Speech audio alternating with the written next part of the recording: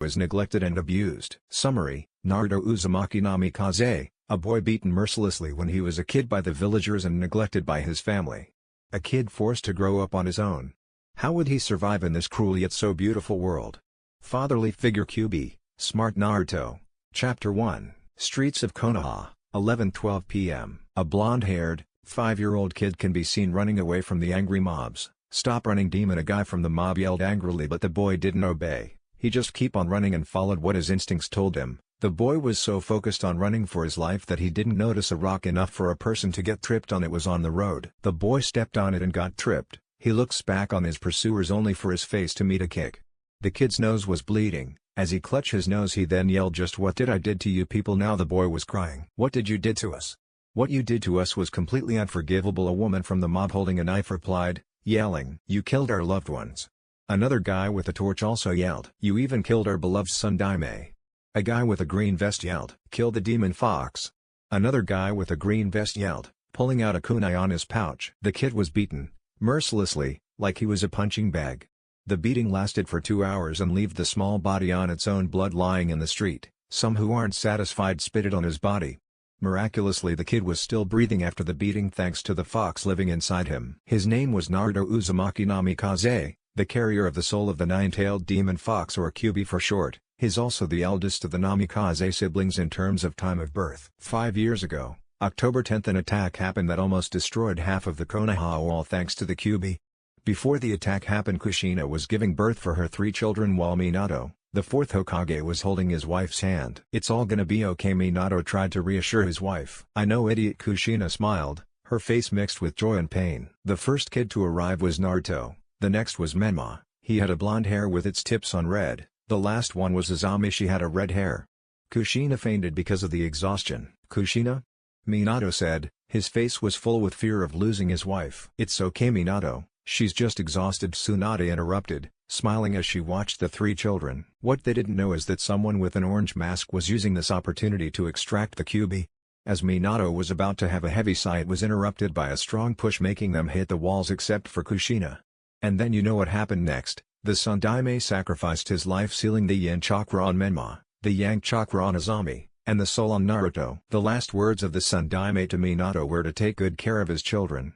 After the battle, Minato carried his children home. As he came home, she was slapped on the face by Kushina, saying that their children will suffer the fate of a Jinchuriki, but Minato assured her that it would never happen. After that day, Minato tried to recover the morale of his people and announced about his children. The civilians were happy and look up to Menma and Izami as a hero. The same cannot be said to Naruto.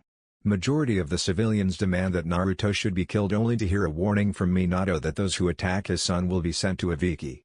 Of course the civilians didn't listen. Naruto weakly opened his eyes and mumbled, "Is it over?" Naruto was still whimpering because of the pain all over his body. He walked to his home limping, bruises and cuts all over his body. As he arrived at his home, his bleeding cheek was welcomed by a strong slap. "Where the hell did you go this late, you good for nothing?" Minato stopped on his ranting as he saw Naruto's state. "Son?" The people in the room were horrified looking at Naruto. Kushina was covering her mouth with both of her hands and tears was forming on her eyes. The same could be said to Izami. Izami was a perfect copy of Kushina except for the hair. She had bangs and her hair stopped at her neck just like Kiri's from Angel Beats. Menma was also shaking and his mouth was left open. He can't believe what happened to his brother. And Minato was also shaking furiously. He tried to say sorry, but Naruto interrupted it by saying, "I hate you," while his hands on his bleeding cheek.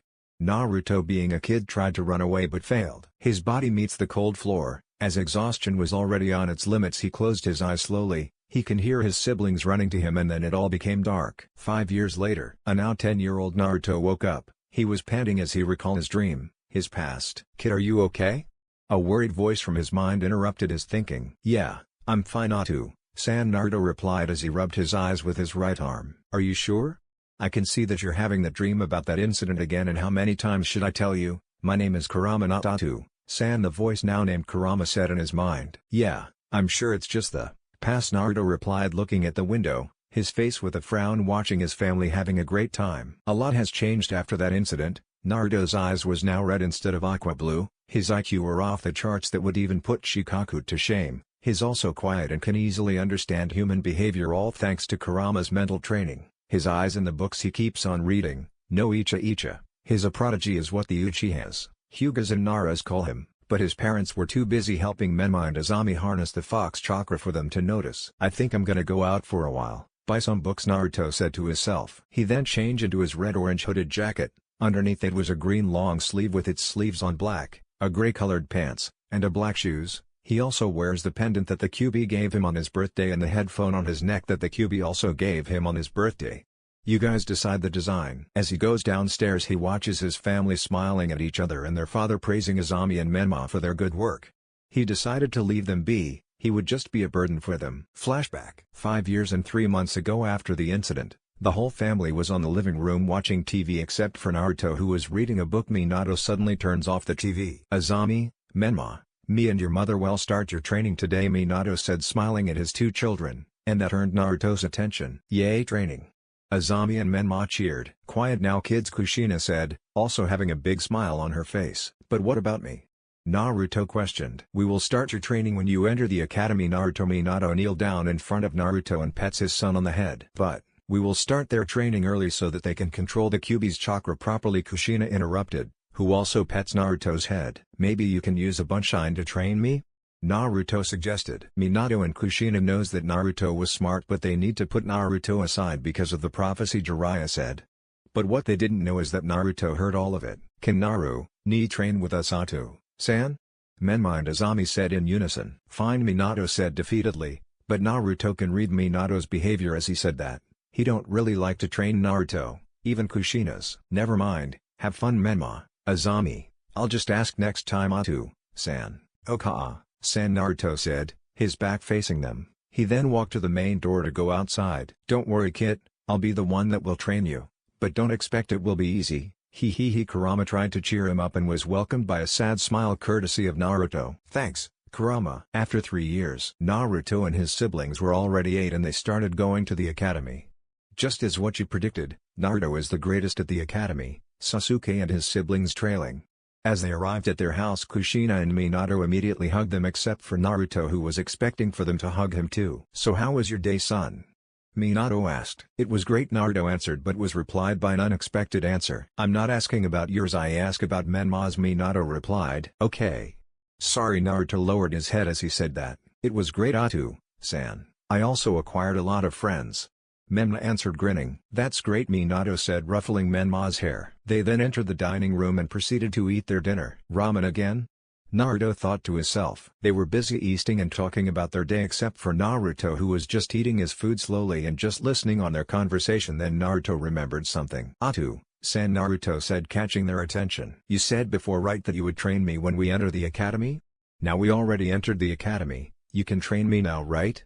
Naruto said, hoping for the answer he's hoping for. Minato gave a look at Kushina for a while, then Kushina decided to speak. Your father will train you if he wants to. Naruto, Kushina spoke. But you told me that. Naruto did not finish his sentence because Kushina interrupted him. No buts, Naruto. It's final, Kushina said, but it sounded like a command. Okay, thanks for the food. Then Naruto immediately stand up, leaving his food unfinished, and decided to go out to let off steam.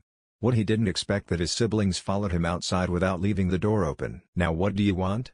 Naruto questioned angrily.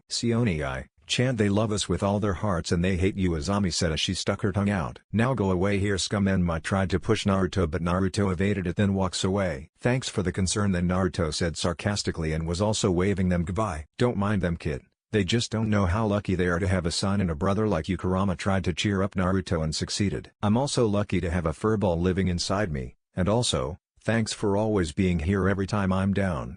Atu-san, Naruto replied, wiping a single tear on his right eyes. Flashback end. He was thankful at the fox, for being there for him every time he's down. He's also thankful about the incident. If it ain't for that, the Naruto right now is non-existent and it would even take longer for Naruto to meet the fox. He also remembered how he unlocked his bloodline after that incident. Another flashback. After Naruto closed his eyes, he awoke in a sewer. Where am I? Was all Naruto think about. After walking around he met a dead end. It was a cage with a seal on it. Hello? Naruto said, hoping that someone is there and not there at the same time. So my jailer decided to visit his pet. Huh? A gigantic fox with red eyes appeared inside the cage. Kyubi. I thought you were dead, Naruto said, shocked. Do demons die? No, Kyubi said. I guess having the soul means having you living inside me, Naruto said. Kit, I'm sorry if you have to endure all of that because of me, Kyubi said. His voice was low. No, it's okay, Naruto interrupted. Huh? Kyubi was shocked at his answer. I know that we Jinchuriki have to suffer this fate, well except for my siblings, it's just, the villagers were so stupid not to know what's the difference of a jailer and a real demon. Hatred covered their eyes. If I were them I would definitely do the same thing, Naruto said. And I know that you will not attack a village suddenly without a cause. The Kyubi was shocked at what Naruto said. Should I be proud to have a smart jailer like, or should I have to kill you right now? The Kyubi said jokingly, and of course Naruto being a kid almost wet his pants as he heard what the Kyubi said in the kill part. So kid, wanna hear why I attacked the village 5 years ago? Kyubi said. Sure. The Kyubi explained how he was controlled by Uchiha Madara, how he attacked the village against his own will, and how the Sun Daime sacrificed his life sealing the yin and yang chakra on his siblings and the soul to him. And also kid, you unlocked a very helpful bloodline. Really? Naruto said, hoping that it was true. Really? But let me ask you one thing, what should you do with it? Easy, I'm gonna use it to protect my important people and protect those who need to be protected, Naruto said with determination in his eyes, and that shocked Kyubi again. You're willing to protect humans who beat you mercilessly? Why not? They're just victims of losing their precious people. Azami, you really know how to choose a person. Now that makes Kyubi very proud of his jailer. And do you have a name? A real name? Kurama, my name is Kurama. Then nice to meet you, Kurama, and in case if you don't know my name is Naruto Uzumaki Namikaze, Naruto said smiling. Naruto Uzumaki Namikaze, you really are a kid full of surprises, Kurama said to himself. Also, can I change the scenery? Naruto interrupted. Of course, it's your mind anyway, Kurama replied. Then the sewers was replaced by a grassy island with only a single tree on it, surrounded by water, and its ceiling was replaced by a dark sky full of stars. You really have a wild imagination, kid. Well, at least I can walk freely here than the old one, Kurama commented. Well, it's my dream to be in a place like this, Naruto replied. Flashback end. Naruto smiled at the memory. As he arrived at the bookstore, the clerk was about to push him away when suddenly he pulled a small bag full of money at his and threw it at the counter. He then said, "Shut up," and the clerk listened. Who cares as long he had a money? He then leave the store carrying a cellophane full of books. As he was walking on the streets, he sensed a stone coming his way. He catch it and look at the person who throws it. It was a kid. He sighed, then used his eyes to disappear like a bubble. Now the kid was creeped out. He deactivated his eyes as he was close to his home. Naruto arrived at the Namikaze compound. He saw his family talking to the new neighbors, the Vocaloids. It's their last name, example Miku Hatsune Vocaloid / Luka Megarine Vocaloid. He saw his siblings playing with the neighbors' kids except for one who was between her parents' legs. She had a long, beautiful hair that stops on her waist, and she also had blue eyes. He stops for a moment as he saw her looking at him. Their eyes met. Naruto then immediately looks away, blushing. The same could be said to her.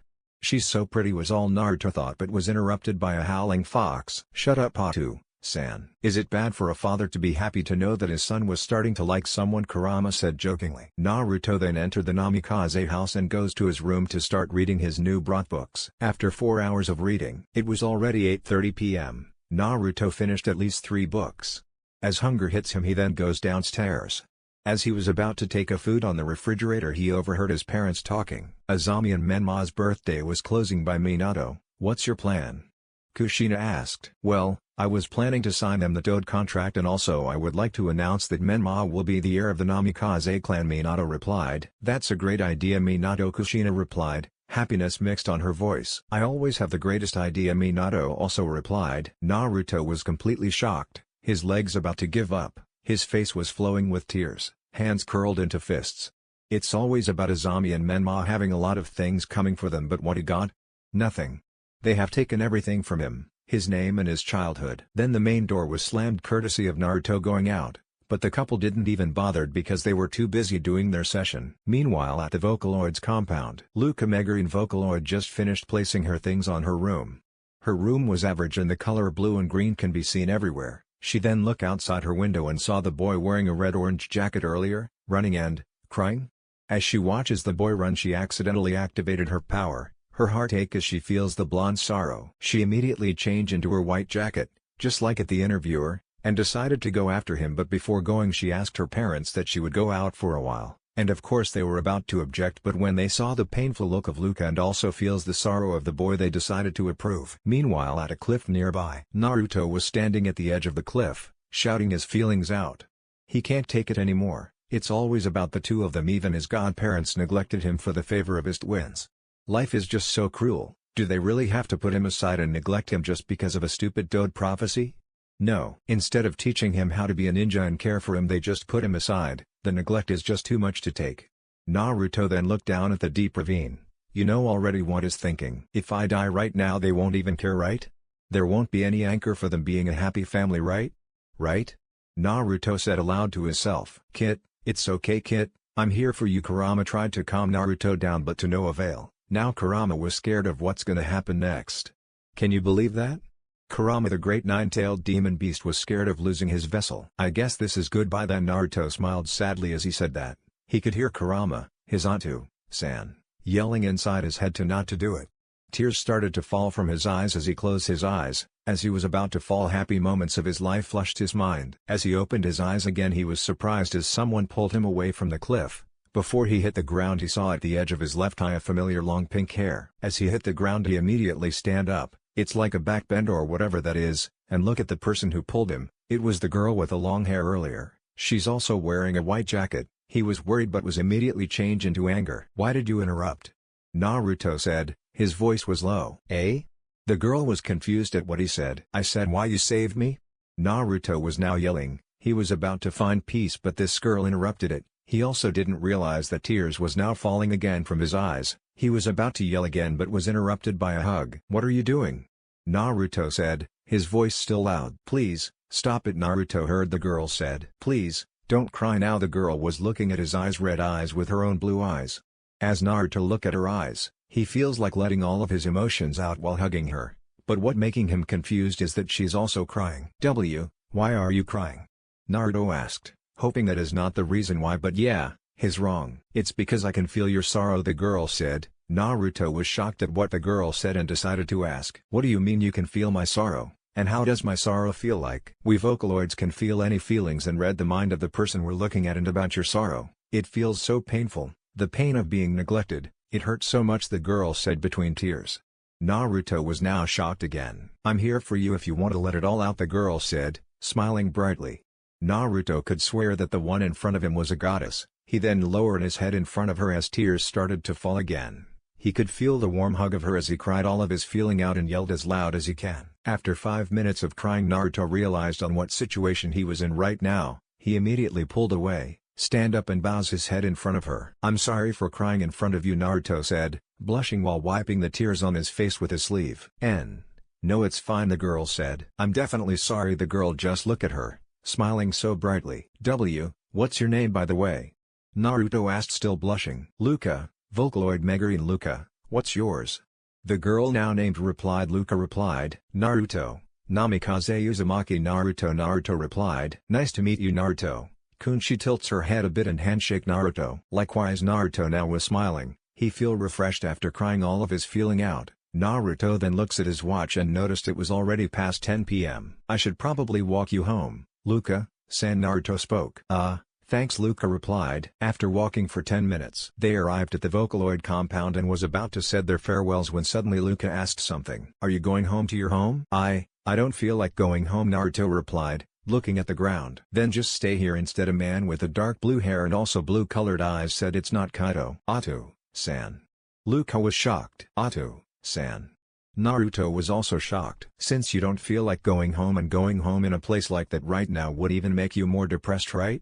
Luca's father grinned. I appreciate the offer but I don't want to be a burden to your family, Vocaloid, Sama. Naruto replied. Naruto-san, please, Luca's father pleaded. Now Naruto had second thoughts, and think about it for a while. He then decided to accept the offer. I accept the offer, thank you, Vocaloid, Sama. Naruto said, his also confused why her father know about his name. It's probably about their unique ability. Please just call me Meguki. Luca's father smiled at him again. Okay, Voka, Meguki-san. Naruto returned the smile. And don't expect that you're gonna sleep in the same room with my daughter. Meguki was suddenly in front of Naruto, smiling at him evilly, and tick marks appeared on his face. Trust me, Meguki-san, I'm not thinking about that. Naruto put both of his hands in front of him defensively. Good, well then follow me, Meguki replied, who was now at his spot earlier. Weird. Naruto was alerted at the speed and then proceeded to follow Meguki, Luca trailing behind. As they arrived at their destination, Meguki opened the guest room. This is where you're sleeping,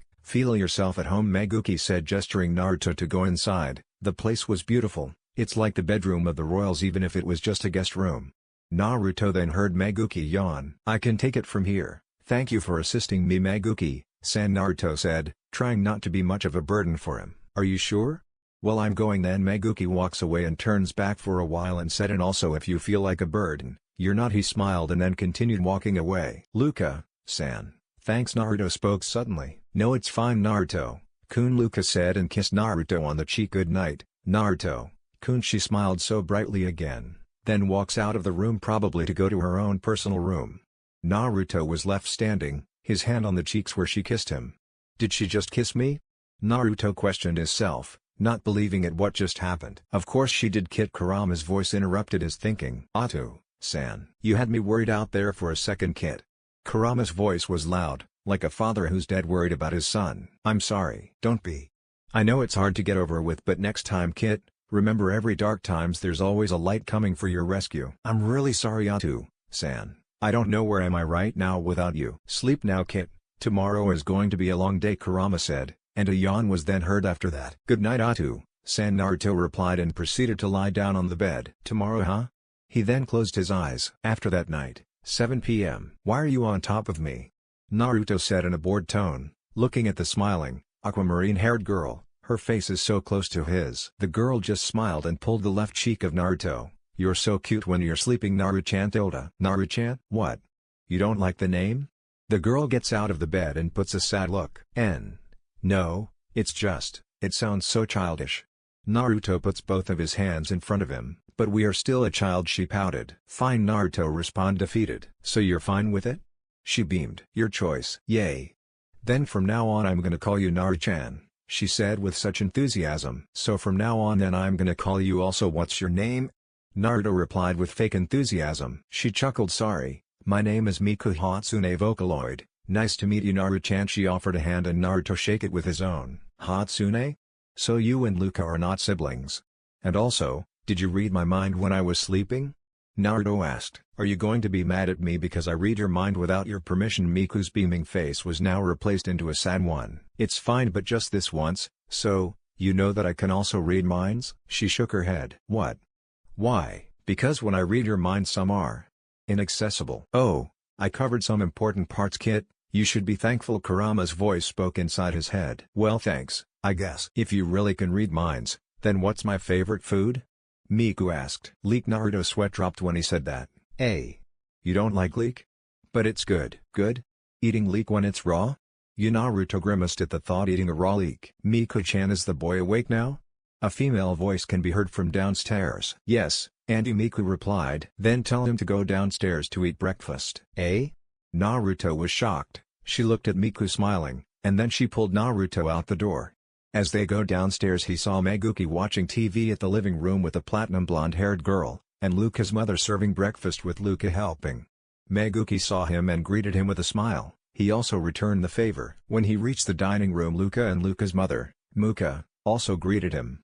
Then they all gathered at the dining room and sit on their respective seats. They clasped their hands and bowed slightly. Then they all said in unison "Itadakimasu" and started digging at their own food, except for Naruto, who's just staring at his plate. Luka noticed it. Naruto-kun, are you okay? Luka worriedly said. It catches the attention of the crowd and looks at Naruto, with a sad look on their faces. I'm fine, Luka-san. Thanks for asking. Naruto responded nervously. It's his first time eating on someone else's house. Are you sure? Why yeah. Then they continue eating. After eating, Naruto was walking to his home, looking at the red scroll with blue flames on its sides, on his hands. He then remembered what Meguki told him when he gave it to him before leaving their house. Flashback. Naruto was now outside the Megurin Vocaloid's door. Thanks for taking care of me and I'm sorry for bothering. Naruto bowed. How many times should I tell you that you're not a bother? Meguki said, smiling. But, no buts. Also take this, Meguki said, pulling a scroll on his pocket and throws it at Naruto. What is this? A scroll that can help you greatly. Really? Why are you giving me this, Meguki-san? It's because I can sense you're worthy. Meguki grinned. Are you sure, Meguki-san? Naruto asked. Yeah, and when you read that, your eyes should be activated, Meguki responded. Naruto gave a confused look at what he means. He didn't know that Meguki already knows about his eye ability, but why should he read it with those activated? He was about to ask, but Meguki interrupted it. If you're confused, it's because you can only read it by using your eyes. If you don't, you can only see a blank white paper without a single word written on it. Okay, thank you Meguki-san. And if you want to visit Luca, the door is always open Meguki said with a wink. Naruto blushed when he mentioned visit Luca. If I have time.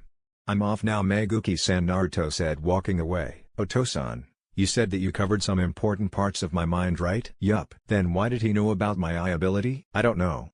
Maybe he managed to read through the barrier. Flashback end. Naruto arrived at his home, the scroll hidden on his pocket. He was about to open the door when suddenly it was opened on the other side. He saw his family smiling at each other. They saw him but they just pass him by.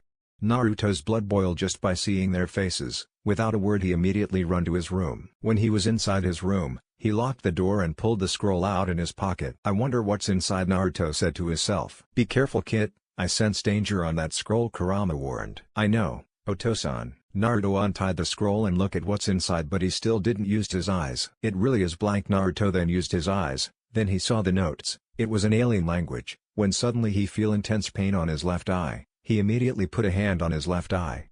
What shocked him is that the words were getting absorbed by him. After that no words was seen and Naruto feels like his left eye is burning. He immediately go to the bathroom and look at the mirror. He was surprised at what he saw. His right eye was red and the left eye instead of red it was changed by blue and was producing blue fire. Cool, but it also hurts like hell, Naruto mumbled. He then closed his eyes to deactivate it.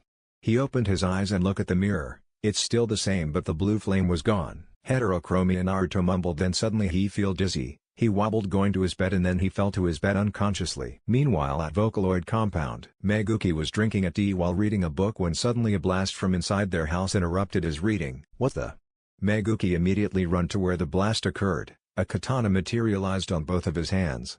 He saw Muka on the ground. She had a hole in her stomach. Muka.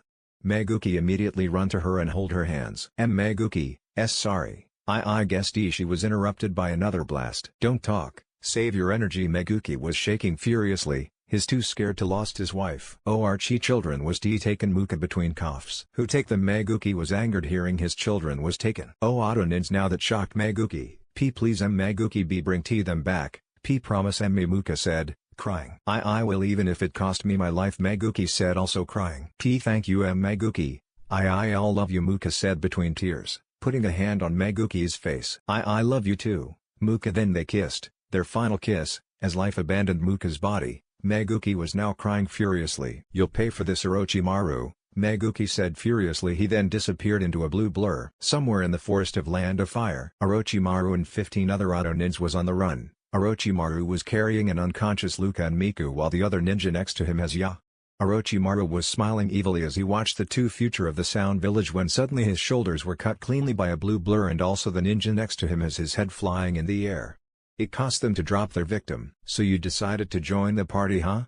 Meguki-kun Orochimaru said, his tongue waving violently. And you're still as disgusting as ever huh?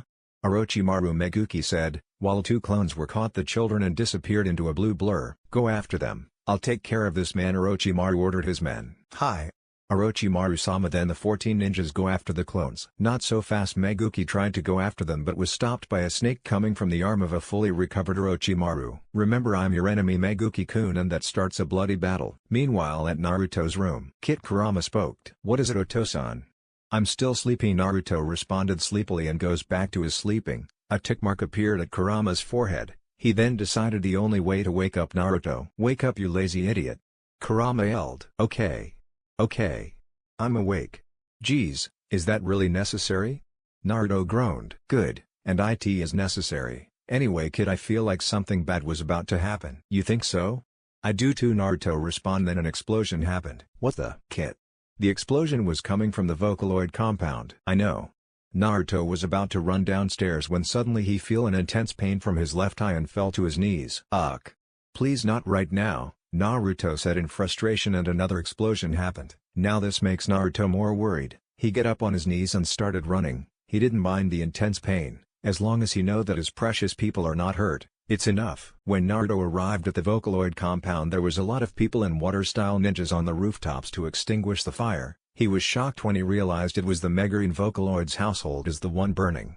What shocked him more is to see the body of Luca's mother, Muka, being carried by two ninjas out the house. Tears started to fall from his eyes then suddenly everything went blue and he can see two Meguki carrying an unconscious Luca. Miku and Ya being chased by 14 ninjas throwing kunais and attacking them with jutsus. Without hesitating he immediately goes to them. Unbeknown to him, his left eye was producing blue fire again. "Please be okay," Luka-san Naruto said to himself worriedly. At the Meguki clones. Meguki's clones is having a hard time dodging kunais and jutsus coming from the 14 Naronins. Then the clone that was carrying Ya had an idea. They part ways, but of course only 4 was going after the clone carrying Ya. The clones meets up again when they lost the Auto Ninjas when suddenly a loud cry was heard coming from where Meguki and Orochimaru was last seen and the clones puff into smokes resulting Luka, Miku and Ya to fall, but the Auto Nins caught them before they hit the ground. They were about to depart when suddenly the Auto Nins that was carrying the girls was incinerated by a blue flame. Then 3 blonde-haired, wearing a red-orange jacket boy caught the girls in a blur. The boy was no other than Naruto Uzumaki Namikaze. Naruto was glaring at them dangerously, plus his burning left eye making him more intimidating. Most of the Autonins was shaking because of the killing intent Naruto was producing. "What are you waiting for? Kill the brat," the acting commander ordered. They all followed. "Bring them back to the village." Naruto created another clone to assist his 2 clones. The clones nodded and disappeared. Naruto smirked, then he also disappeared. The Autonins was on their guards, surrounding the sensor-type Autonin. "Can you sense him?" the acting commander asked the sensor. The sensor's eyes became wide. "No sir, not even a small chakra can be sensed." "We should stick together in case of he shows up," the acting commander suggested, when suddenly someone spoke behind him. "Do you know about the saying that don't put all of your eggs in one basket?" Naruto spoke behind him ghostly. The acting commander was shaking furiously. He turned his head slowly and saw the flaming left eye of the blonde, and he also saw a small fire on the blonde's left hand. "Kaden, Shukaku no Jutsu/Fire Style, Incineration Technique," Naruto mumbled. Then he put his left hand on the acting commander's face. As he retracted his hands, the acting commander's body was enveloped by a blue fire. After 5 seconds the body was turned into an ash. The Auto-nin's eyes were as wide as the plates. They can't believe that a Jounin-level ninja will be defeated by a brat with only 1 attack, but being the stupid they are, they started attacking the blonde. The blonde dodged all of their attacks swiftly. Naruto sensed someone on his back. He then dodged and slashed him with his Hugetsu Jigento. 9 left, Naruto mumbled as he looked at the Auto-nins. He saw 5 Auto-nins gave a nod at each other, and that means trouble. Naruto, knowing what's gonna happen, immediately made hand signs. "Futon, Daytoppa!" /wind style, great breakthrough. The 5 Auto-nins cried. "Futon, Kazegeshi!/wind style, wind return." Naruto retorted. "Kaden, Gurayuka no Jutsu!" !/fire style, great dragon fire technique. 2 Auto-nin assisted them. Naruto's eyes widened. It's too late for him to dodge the attack. Meanwhile at Meguki and Orochimaru, "Futon, Shinku!" /wind style, bullet blades." Meguki cried, then dodged the incoming snakes with a blade on their mouths courtesy of Orochimaru summoning them from his. Meguki had a lot of cuts on the face and his body. Obviously his torso was half gone. Just like what happened to Pain's torso, Meguki disappeared into a blur and was behind Orochimaru. He was about to pierce him when suddenly Orochimaru promptly turned around and managed to stab Meguki on the stomach. Meguki immediately pulled back and put a hand on his bleeding stomach. "Meguki-kun, you really are predictable," Orochimaru smirked. "Shut up, Snake Princess!" Meguki retorted and disappeared into a blur again. He managed to cut Orochimaru into half, but you know what happens next. "You really are disgusting." Meguki grimaced at what he saw. "If only you didn't deny my offer, you would never have to suffer the consequences," Orochimaru responded angrily. "Offer? Why should I accept your offer of experimenting our bodies for your own personal gain, huh?" Meguki responded in the same manner. "Die!" Orochimaru charged. "That's my line." Meguki also charged. Back to where Naruto was. "Did we get him?" the fire user Auto-nin questioned. "I'm not sure. His chakra disappeared again," meaning he disappeared again, the sensor Auto-nin answered. "That's impossible. No one had ever dodged that attack." One of the wind user Auto-nin retorted. "And what if I say I dodged that?" a voice answered behind them. It was the blonde brat. His left arm was burned. "Impossible." Payback time. Kaden, Shinhidora no Jutsu. Fire style, true Hydra technique, Naruto yelled, and then Naruto made another hand signs. "Suten, Mizurappa!" /water style, violent water wave. 2 Auto-nin cried, "Of course fire is weak in water, but they're in for a surprise." "Futon, Daytoppa!" /wind style, great breakthrough," Naruto yelled. The Auto-nins were shocked at the sudden technique. A fire plus wind is stronger than any rank of water technique. Most of the Auto-nins were engulfed by the flame. 3 left, Naruto said while panting. As he watched the 3 surviving Auto-nins shaking, there must be Genons, who knows? Naruto then released a great killing intent resulting for the survivors to faint. He then feels an intense pain on his left eye again and memories of his clones flashed his mind. They're safe, thank God. Naruto sighed heavily, everything went blue again. Then he saw Meguki still fighting the long-haired guy. Naruto then stand up, he clutched his burned left arm and started running to the direction where Meguki and Orochimaru last seen. Back to Meguki and Orochimaru. Meguki was already on his knees, holding his bleeding left shoulder while Orochimaru looked unscathed but worn out inside. Ugh. Meguki tried to stand up but failed, he ended up hugging the ground, his body can't take any more damage and his chakra was already at its peak, he can only hope that his children were safe. Orochimaru was closing on him, a katana on his left hand. I guess in the end I'm the victor, huh? Meguki-kun. Orochimaru spoke in victory. You might be, but what will you achieved by killing me? Meguki smirked. Nothing. But I'm gonna make your body my vessel. Orochimaru responded, his tongue waving violently that it gives Meguki the creeps. Orochimaru pulled out a scroll and started to write something on the scroll when suddenly he feels someone going to their direction in an incredible speed. His ear. Meguki smirked. Now Orochimaru was confused when suddenly a fist meets Orochimaru's face and was sent flying, crashing a lot of trees. Are you okay, Meguki-san? Naruto asked. That's my line, kid. Meguki chuckled and then his voice turned into a serious one when he saw what happened to Naruto's left arm. So what happened to your left arm? Got fried by the Auto Nins? Naruto retort chuckling. Jokes aside, who is that guy? Naruto asked. Orochimaru. Meguki spat Orochimaru's name like a venom. Orochimaru? You mean Orochimaru of the legendary Sannin? Yeah, also we need to get away here fast, he's coming. Then suddenly Orochimaru's head appeared from the ground, about to bite Naruto on the neck, but Naruto sensed it and immediately ducked. Naruto then sliced its neck with his Hugetsu Jigento. Not bad for a kid like you. Another Orochimaru appeared from the neck. And you're also the neglected son of the Yondaime, Orochimaru continued. Shut up. Naruto retorted, his left eye burning again furiously, and then suddenly Orochimaru started to disappear into flames. We will meet again, Naruto Uzumaki Namikaze, Orochimaru said evilly, then disappeared into thin air. Well, that went well, Naruto spoke, breaking the silence. You think so? Meguki responded and turned serious again. So did you read the scroll I gave you? Yeah. What does it say? I don't know, the language is alien. So what do you feel? Naruto was about to answer but the stinging feeling of his left eye interrupted again. Ugh. Naruto fell to his knees, but Meguki just looked at him and smiled. I see, your left eye is already adapting. Why, it stings again. He then put a hand on his left eye. What do you mean, Meguki-san? It means your left eye is upgraded. It's like a combination of the Byakugan and Sharingan. So you know about that scroll? Meguki nods. Then why give it to me? Naruto asked. He can't read his mind because of the intense pain. I told you already, right? It's because you're worthy. Meguki grinned at him. Naruto then suddenly feel dizzy again, then he hit the ground, unconscious. Meguki smiled. He then decided to carry Naruto on his back. Naruto Uzumaki Namikaze, you really are the true child of prophecy, Meguki mumbled, then walked toward the village direction. Check. A darker version of Naruto's voice spoke. Naruto's eyes twitched as he glared at the shogi board and his grinning opponent, his inner self. His inner self had a white hair and the tips of it are blue. His skin is whiter than Orochimaru's and the white on his eyes are black with its iris are blue at both eyes. Naruto moved his king piece to a safer place but his other self caught it in a check again. Hey! You have to do better than that, Goldilocks. His inner self smirked. The Kyuubi just shakes his head looking at the shogi board. Shut up, fish cake, Naruto retorted in a bored tone. He rolled a hand on his head and sighed. Troublesome. Naruto regretted reading the scroll but thankful at the same time.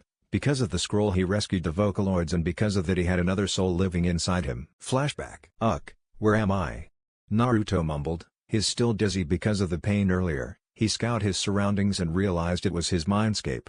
He then saw Kurama, his Otosan, sleeping with a bubble coming out from his nose. On his head was also a boy on the same age as him, sleeping, and was wearing a black jacket with the same style as his. He was confused. How could another person get inside his mindscape? He decided to take a closer look by going there. His eyes widened when he saw the person's face. The boy had the same face as him, but a paler version of him. He closed his eyes and ran a hand on his hair. When he opened his eyes, the boy disappeared and of course Naruto was surprised. He then feels something sharp touching his throat. Try to resist and I'm going to kill you, a dark voice spoke behind him. Naruto's eyes was covered by his bangs and he disappeared like he's not there. The boy smirked like he knows what's going to happen next. The boy turned around swiftly and pushed the dagger forward harshly only to stab the wind.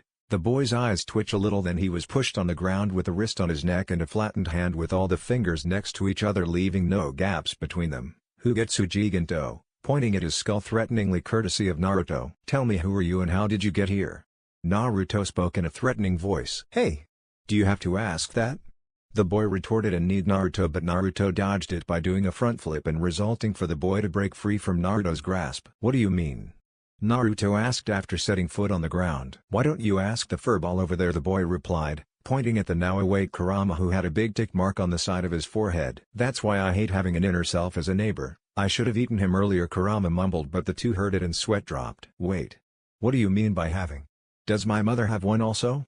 Naruto asked. All of the Jinchuriki had one. I'm the perfect example, the boy spoke grinning. This one is more troublesome than the other, Kurama sighed then continued. But this one is more unique than the others also. What do you mean by unique? Naruto asked. I'm the manifestation of the hatred that existed within your heart and a soul at the same time, the boy said. He became a soul because of that scroll you just read, Kurama retort. And if I have a chance to take over your body, I will not hesitate to use the chance, the boy also spoke, grinning psychopathically. Eh? Naruto was flabbergasted at what his other self said. That's why I hate them, Kurama spoke with his paw on his head. What do you mean by take over? Asked a shocked Naruto. What? You don't know what takeover means? I thought that you were smart, the boy replied with a mocking shock. He was then pulled by Naruto on the collar. Just get straight to the point, Naruto asked dangerously, his left eye burning again, making him more intimidating. Your left eye, the boy pointed at his left eye, grinning. What do you mean by my left eye? Do you know why it always stings? No. Then let me tell you this. If you overuse that, there's a chance of you losing control of your mind, and you know what that means, the boy replied, still grinning. And that means you're in control of my body and... Naruto didn't finish his sentence because the boy interrupted it with his own words. That means the party was about to start. The boy put his right hand on his own face, covering it, leaving a gap on his eye, and smiled evilly. I guess you're more evil than I thought, Naruto sighed and let go of the boy. Also, if you're in the brink of death, there's also a possibility that I will come out. That means I really have to be careful, Naruto said, closing his left eye to disable the burning. You better be if you don't want to be removed at the king's sit. So, can I go back to the living world now? Naruto asked. No, the boy spoke plainly. What? Why, you can go, if you can beat me in shogi, the boy spoke, grinning evilly, pulling a shogi board out of nowhere. What? Naruto yelled in disbelief. If you don't, then there's no Naruto Uzumaki Namikaze waking up in the real world, the boy said, smirking. Damn you. Okay then. Challenge accepted, Naruto spoke in frustration, the boy's smirk just gotten bigger. But what? If I win, I'm gonna call you Bakuruto and you're not going to disturb me when I'm sleeping, Naruto spoke, pointing angrily at the boy. Bakuruto? A nerve appeared at the boy's cheek. Fine.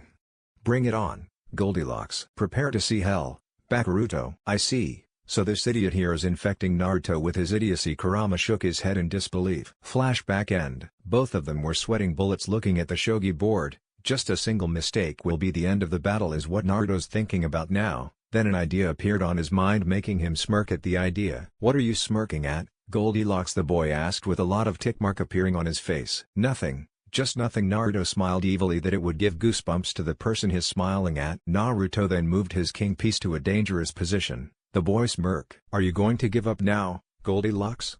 The boy said with fake concern on his voice. Yeah, my king is yours. The boy then moved the piece guarding his king. Just only 3 moves, then the game ends with him being the victor. Naruto moved another piece, leaving his king at the danger zone. The boy then moved his piece closer to the king. Just 1 step and the game ends. His grin disappeared when he looked back to the shogi table. His king was caved in. Checkmate. Naruto moved his piece closer to the opponent's king. While he was about to say something, but Naruto interrupted him. Surprised? You should have analyzed the battlefield more than just grinning there like an idiot. I'll lose. Wise, using your king as a decoy is a big risk, Kurama spoke. Yeah, in real life, the loss will be too much to take if that decoy fails, Naruto replied. It is then both of them look at the still broken boy watching the shogi table. I'm going to be called Bakuruto. No. This must be a nightmare. The boy yelled in despair. Demons also had nightmares? Naruto asked. Yup, Kurama replied. The boy was running around ranting about being called Bakuruto. Naruto and Kurama sweat dropped at his antics. Hey Bakuruto, I have to go now. The boy didn't reply. He just keep on running. Then Kurama spoke. You should probably change the name if you don't want someone yelling inside your head all the time, kid. You're probably right. Then Naruto put his left feet forward, resulting for the boy to hug the ground. Hey, what the hell is that for, stupid Goldilocks? The boy spoke angrily. You don't want your name to be changed? Fine. Naruto started walking away, but the boy hugged his knees to prevent him from going. Naruto looked at the boy and smiled. Okay then, from now on your name is Fishcake. Fishcake? Yup. Kurama sweat dropped at Naruto's statement. Fishcake? What the hell? That's worse than the other one. The boy yelled with anime tears streaming down his face. I'm just kidding, okay. Naruto laughed then continued. Yaruto. You're fine with that, right? Yaruto. Naruto smiled. Yaruto? I like that, Naruto, the boy retorted standing up. He then offered a hand to Naruto. Nice meeting you, Yaruto. Naruto shook his hand with his own. Likewise, the boy now named Yaruto replied. I'm off then. Naruto spoke after their handshake and walks away. Wait. Yup. Naruto turned back only for his lower chin to meet a fist and was sent flying. Revenge. The boy yelled and laughed maniacally. Curse you, Fishcake. And Naruto was kicked out on his own mindscape. Is that really necessary? Kurama asked. It is, Yaruto replied, grinning like an idiot. Real world. Naruto-kun, Luka mumbled, looking at the sleeping form of Naruto. Will Naruni wake up now, Wani-chan? Asked a teary-eyed Ya. I don't know, Ya-chan. I don't know, Luka replied. The door was suddenly opened and a group consist of 3 people at the same age with them entered the room. Luka/Luka-san/Luka-chan, are you okay? The kids asked worriedly. Yeah. Thanks for the concern, guys, Luka replied. Where's Uncle Meguki and Aunt Muka? A girl with blonde hair from the group asked. Otosan was still treated by the doctors and Okaa-san. She's in critical condition, Luka answered. Tears formed in her eyes as she talked about her mother. She explained that her mother barely survived the wound miraculously. It's all thanks to Tsunade's healing ability that she came back to life. I'm sorry, Luka-chan, the girl spoke, hugging the crying Luka. And who's that guy? A blue-haired boy asked while licking a ice cream. Him? He's my friend and the one who saved us from being abducted by the Auto Nins. What? The people except for Luka and Ya yelled in disbelief. This guy saved you from 15 Auto Nins? You're kidding, right? A blonde-haired boy spoke, but Luka shook her head in a no manner. I didn't see him fight personally, but I read his mind and his left arm was burned because of saving us. She pointed at the fully bonded left arm of Naruto. We should probably read his mind too, the blonde-haired girl suggested, and they not except for Luka and Ya, who already read his mind earlier. They were all left flabbergasted at what they saw. That word enough can explain how they feel for the blonde-haired boy. The blonde-haired girl can't say a single word. Only tears can explain how she feel. I should have didn't read his mind, the blonde-haired boy spoke, looking away. The hell's wrong with them? The blue-haired boy snapped, his hands curled into fists, leaving his ice cream to fall in the ground. Kaido, they all look at him. How could they? Can't they know the difference of a jailer and a demon? And having a family like that? The blue-haired boy named Kaido was about to continue speaking, but a groan interrupted it. Where am I? And why is it so noisy? The blonde-haired boy on the bed groaned. Look, what did you do, Baika Ito? The blonde-haired girl scolded. What did I do? You wake him up, idiot. Did I? Of course you did.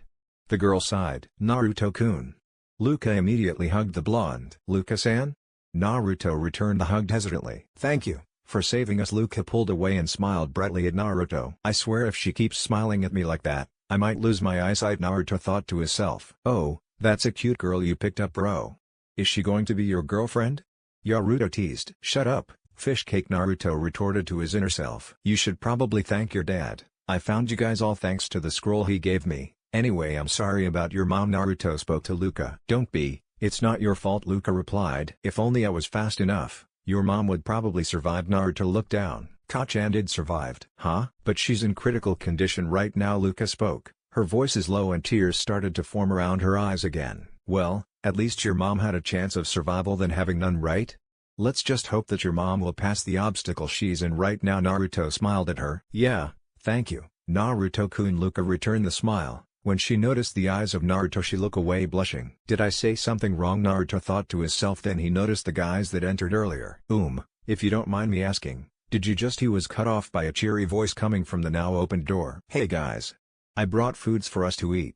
A teal-haired girl exclaimed. She then put the basket on the table. I hope there's no leak, the blonde-haired boy exclaimed, scanning the inside of the basket. Guys, Naruto spoke, catching the attention of the group. Did you guys read my mind when I was still asleep? Naruto asked. The room's atmosphere changed into a heavy one because of that statement. We, the group except for Miku and Ya, who didn't speak, didn't finish their sentence because Naruto interrupted it with his own words. No, it's okay. But just this once, okay? Naruto smiled at them. The girls noticed his eyes, then blushed. The boys noticed the girls blushed and chuckled except for Naruto. That's what Naruto-chan also told me when I read his mind for the first time when he's sleeping, Miku exclaimed. So, did you guys also know that I can read minds? Naruto asked again, but they all shook their head in a no manner. He also said that Miku beamed. "Anyway, nice to meet you, Rin-san, Len-san and Kaido-san," Naruto bowed. Likewise the three of them replied in unison. "Anyway, what's your dad's condition, Luka-san?" "Ko-san was still taken care of by the doctors," Luka answered. "Good." Naruto get out of the bed and look at the clock. He noticed that it was already 11:22 a.m. He decided to go home, but not before saying thank you to his new friends. "I hope he's going to be okay." All of them had the same thought. Looking at the door, Naruto exited too. Namikaze compound. Kushina was standing in front of Naruto's room door, anxious to know what's inside of his room and was to wake him up if he's still sleeping inside, but what she thought was wrong.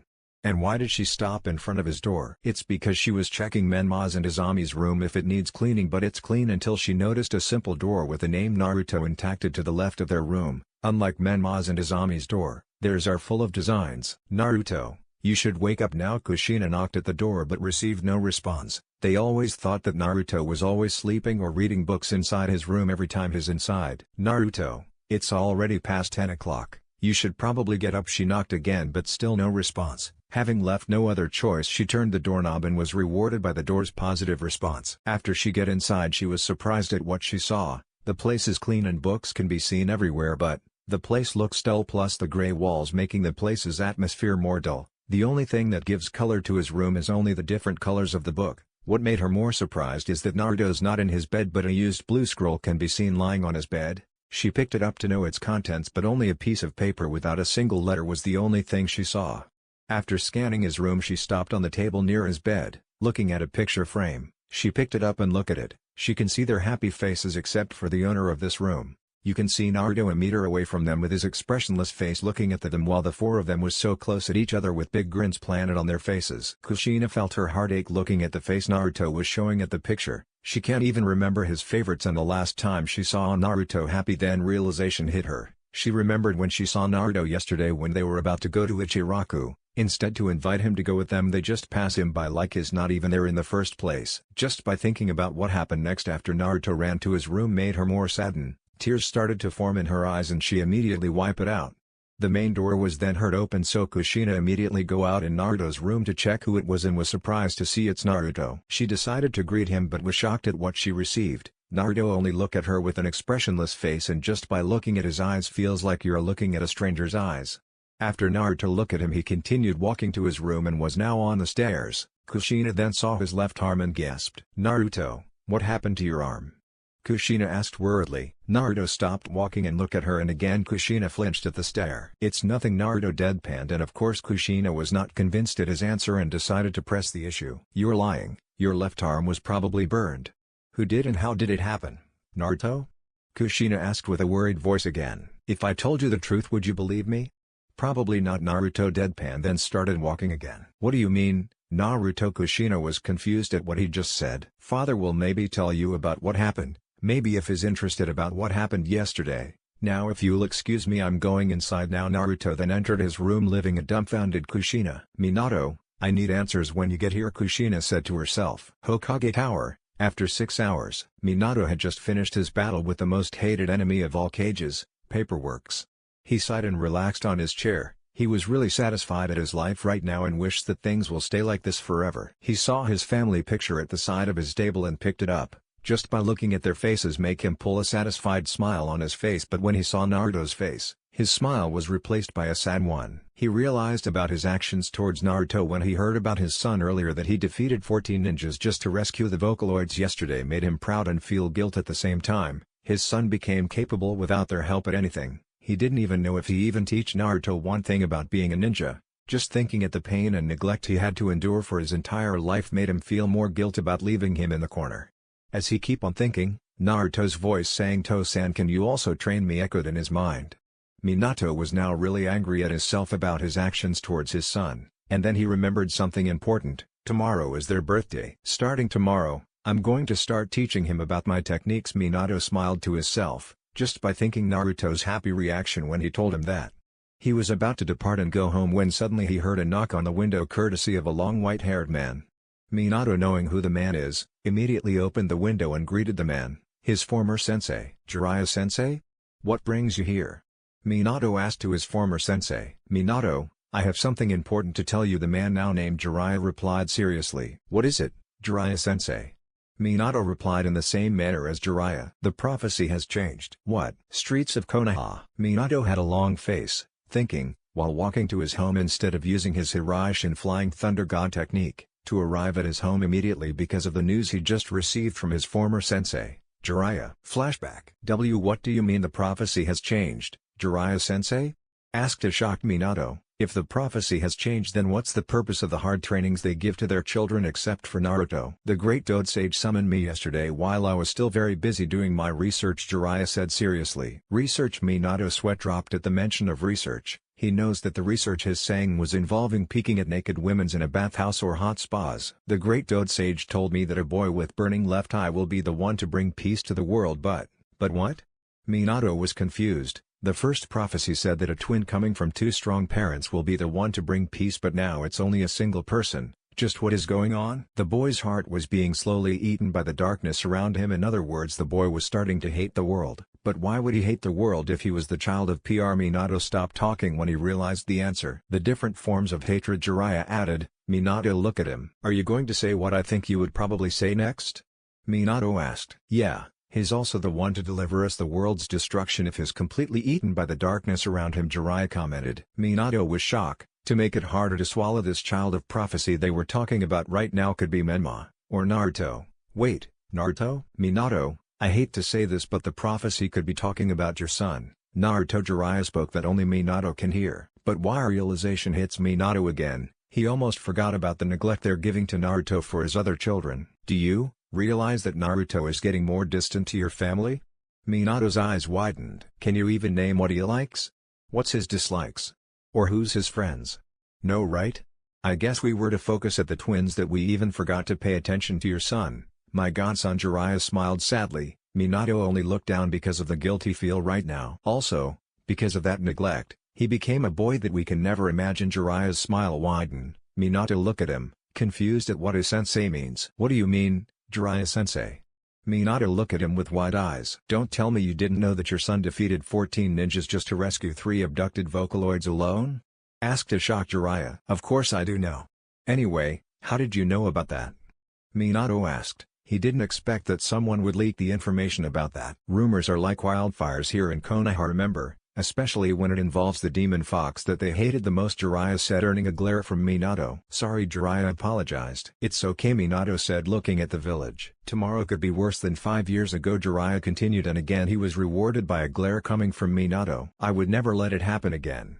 Minato snarled. Well, see, and again I'm sorry, Jiraiya answered apologetically. Minato just stared outside the window, then he felt a pat on his shoulder and turned his head. Don't worry, Minato. Well, fix it. Jiraiya smiled at him. I hope he would. Minato spoke sadly. Well, I think I should go now to continue my research, Jiraiya said seriously, and of course Minato's sweat dropped. Good luck with that, I guess, Minato replied. Thanks. Jiraiya then jumped outside the window. Minato then walked to the door, but before he can close it, Jiraiya appeared again. Minato also, I think I'm gonna stay here for a week, Jiraiya spoke. And why is that?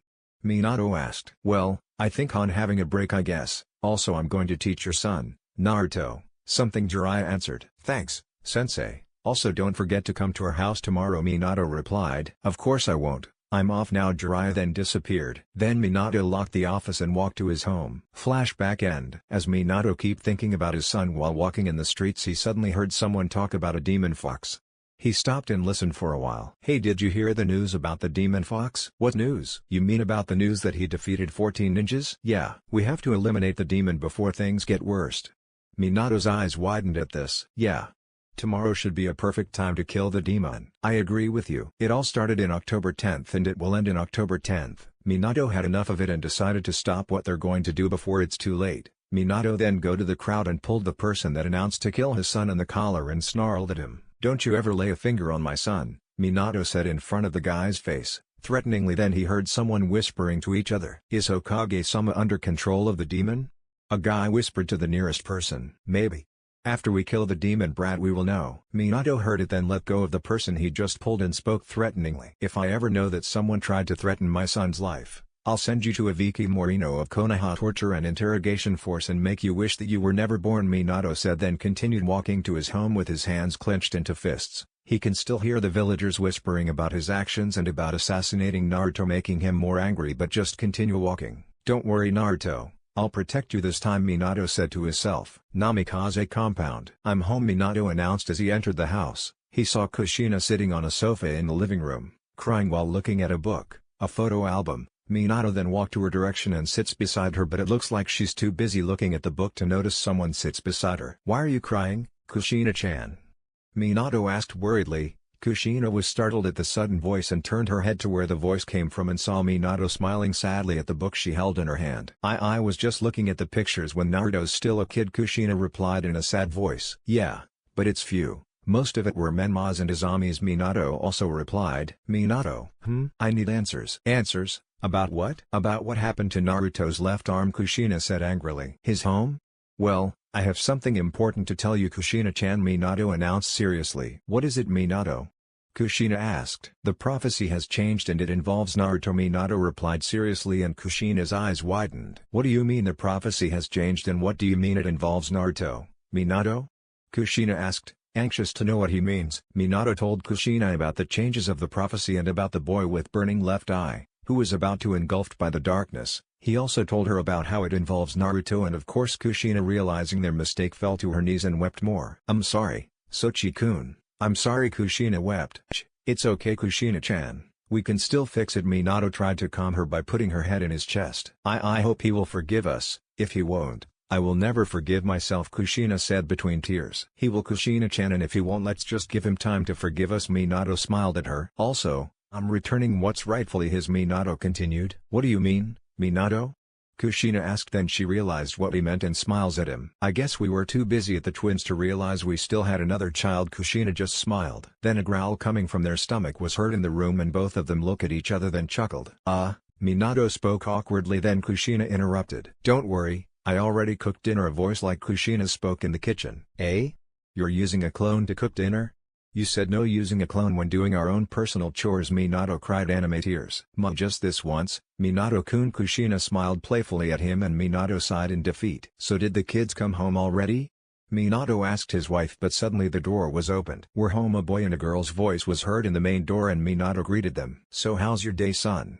Minato asked to his son. Menma. Great, Menma answered, hugging Minato. How about yours, Izami? Same, Izami replied, also hugging Minato. Everyone, dinner's ready, Kushina announced from the dining room. They all gathered at the dining room and started digging at their own food. Then Minato noticed someone's missing and realized it was Naruto. We forgot about him again. Minato put a hand on his face. Kushina saw this and sighed. You mean Oni-chan?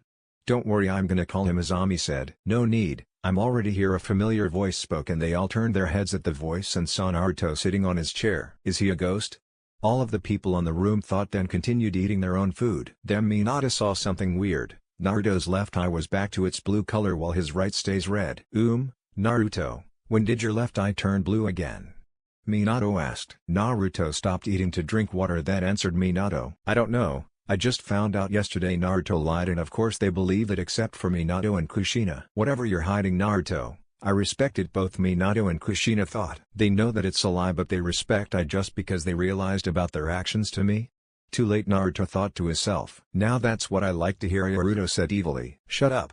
You're not helping, Naruto retorted to his inner self. Don't let your anger consume you. Kid Kurama spoke. I know, Oto-san, I know. After Naruto finished eating, he picked his own dish and decided to wash it, but before he can wash it, Kushina interrupted with her words. Just leave it there, Naruto. Kushina smiled at him, but Naruto only rolled his eyes and washed it, making Kushina look down. Then Minato held her hands and gave her a smile, saying, we're gonna fix it. Then Kushina nods.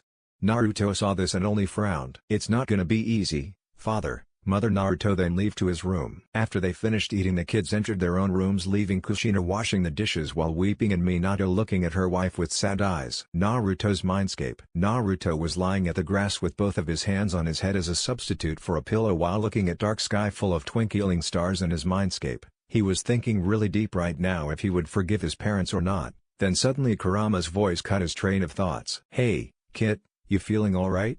Kurama asked worriedly. I don't know, Oto-san, Naruto replied weakly. Are you thinking about whether to forgive them or not?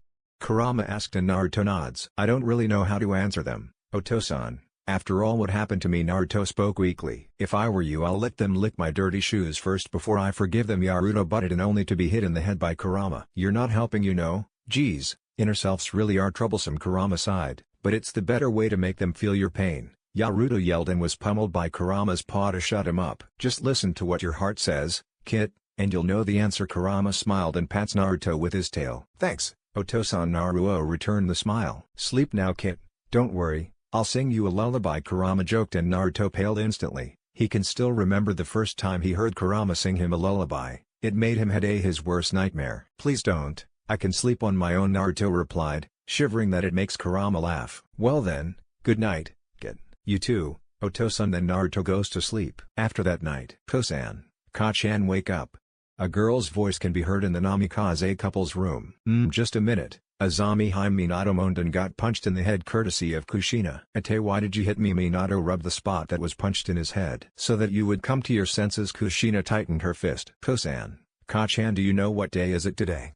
Azami asked with stars in her eyes. Minato and Kushina looked at each other for a while then smiled. Happy birthday, Azami-chan. The couple both said in unison then hugged their daughter. Thank you, Kosan, Kachan. After the trio left the room, Kushina then started making breakfast while Minato was reading a newspaper in the living room and Azami watching TV. So Azami-chan, is your brothers awake yet? No, Azami replied with her eyes glued on the TV. Good morning, Menma said in a sleepy voice while walking down the stairs. But he is right now, Azami continued. Good morning, Menma-kun, and happy birthday. Minato greeted Menma with a smile. Thank you, Otosan. Menma returned the favor. As Menma arrived at the kitchen, he was hugged and greeted by Kushina. After Kushina had finished cooking, she then put the dishes on the table with Menma's help. Everyone, breakfast is ready, Kushina announced, and they all gathered at the dining room except for one guy who's still in his room. Minato sighed and asked Azami to go wake up Naruto. As Azami was about to knock, the door was opened in the other side revealing Naruto. Azami can't stop her hand, so it hits Naruto's face. Happy birthday too, Azami. Naruto spoke and smiled sarcastically, making Azami's eye to twitch. Then all of them was gathered at dining room. After eating their breakfast, the kids was now on their way to the academy with Minato joining them in case of something bad happens to his son, Naruto. Naruto put his hoodie on and was 2 meters away from the three. He can feel the daggers coming from the villagers' eyes, but Naruto just didn't care. He just continued walking. Minato noticed it and glared at the villagers, making them flinch. After a couple of minutes of walking, they arrived at the academy and Naruto saw two familiar blonde that also saw and greeted him. Good morning, Naruto-san. The twins greeted Naruto in unison. Good morning too, Rin-san. Len-san. Naruto bowed. He noticed that someone's missing and decided to speak his thoughts. If you don't mind me asking, where's Luka-san, Miku-san and Kaido-san? Well, Kaido is always a tardy person and Miku-chan and Luka-chan is in rehabilitation for a week because of the trauma they just experienced, Rin answered. Don't worry bro, just wait for a single week and then you can go lovey-dovey with her again, Len teased, making Naruto blushed. I don't like her like that, okay, Naruto stuttered. Eh? So did her kiss means nothing to you? Shut up. Ha ha ha. You're really easy to tease bro, Len laughed. Says for a person who wears her twin sister's underwear. Naruto returned the favor. What did you say? Len replied angrily. I wanna wear my Nei-chan's Bansu, Naruto said in a zing-zong tone, then runs. Come back here, Len yelled. Rin only looked at the scene, amused at how those two interact. Also she was happy that Naruto experienced being a kid again. Hey, sorry I'm a blue-haired boy with a blue scarf said, but didn't finish his sentence because Len bumps at him, making his ice cream fall to the ground. Len realized who the guy he bumped into and paled Naruto because of his mind-reading ability. He knows about their history, and Rin also saw the scene and paled. They know that when you go between Kaido and his ice cream, something really nasty will happen. My ice cream, Kaido spoke shakily and his eyes were darkened. I'm sorry, Kaido. Len apologized and said I'm sorry a lot of times. Why you, buy me another ice cream, Kaido cried loudly and pummeled Len. He cried. Naruto and Rin deadpanned and Rin decided to go to a convenience store to buy some ice cream for Kaido. Minato saw the scene and smiled at how his son interacts with the Vocaloids. He's also confused how his son and the Vocaloids became good friends, but it's not his business, so he decided to let it be and walks to the Hokage office. After Rin go to the convenience store and returned with a lot of ice cream to make Kaido stop crying, they greeted Naruto happy birthday, making Naruto blushed. Guys, thank you, Naruto bowed again, still blushing. Don't mention it, Naruto-san. Rin smiled at him brightly. There goes the sun-like smile again, Naruto thought to himself. Well, that's a start, Naruto teased. Shut up, fish cake. You're not helping, Naruto retort to his inner self. Whatever you say, Goldilocks. After they go to their respective classrooms, I don't know if they have different classrooms in the original Naruto series, but there will be here. Everything's possible in a fanfic, right? Except for the Vocaloid trio. Naruto was sitting at the last row of tables near the window, just only him sitting there, and he likes it. The room was so noisy because of those stupid fangirls, her sister included at the stupid group and the boys that crowded Menma listening at his stupid boastings. Naruto just cited how the noisy the room is, if only his classmates were just lazy Naras, quiet Hyugas and brooding Uchihas. The Uchiha massacre didn't happen here in my fanfic. After all, everything's possible in a fanfic, right? That would be better. Naruto looked at the clouds outside the window to kill time when suddenly someone put his foot on his table. Naruto looked to who is it and saw a very stupid looking kid. "Hey demon!" The kid yelled in front of Naruto, but Naruto rolled his eyes and continued looking at the sky. "My mom said that you're going to die today, so before you die I want you to taste something." The boy pulled Naruto's collar and punched him, but before he can punch Naruto in the face everything went blur and the last thing he knew he was glued on the ceiling. Help me!" The boy cried, but the children on the room just looked at him and laughed except for the Hinata, Neji, Shikamaru, Sasuke, Shino, and Rock Lee. "That's lame bro." Kiba laughed with the others. "D-Demon put me down," the boy cried to Naruto. Naruto sighed and clicked his fingers, then the boy falls. Making things worse, the boy fell to their teacher, Iruka Umino, who just entered the room. The room fell silent that only Erika's angry growl can be heard. Who did it?"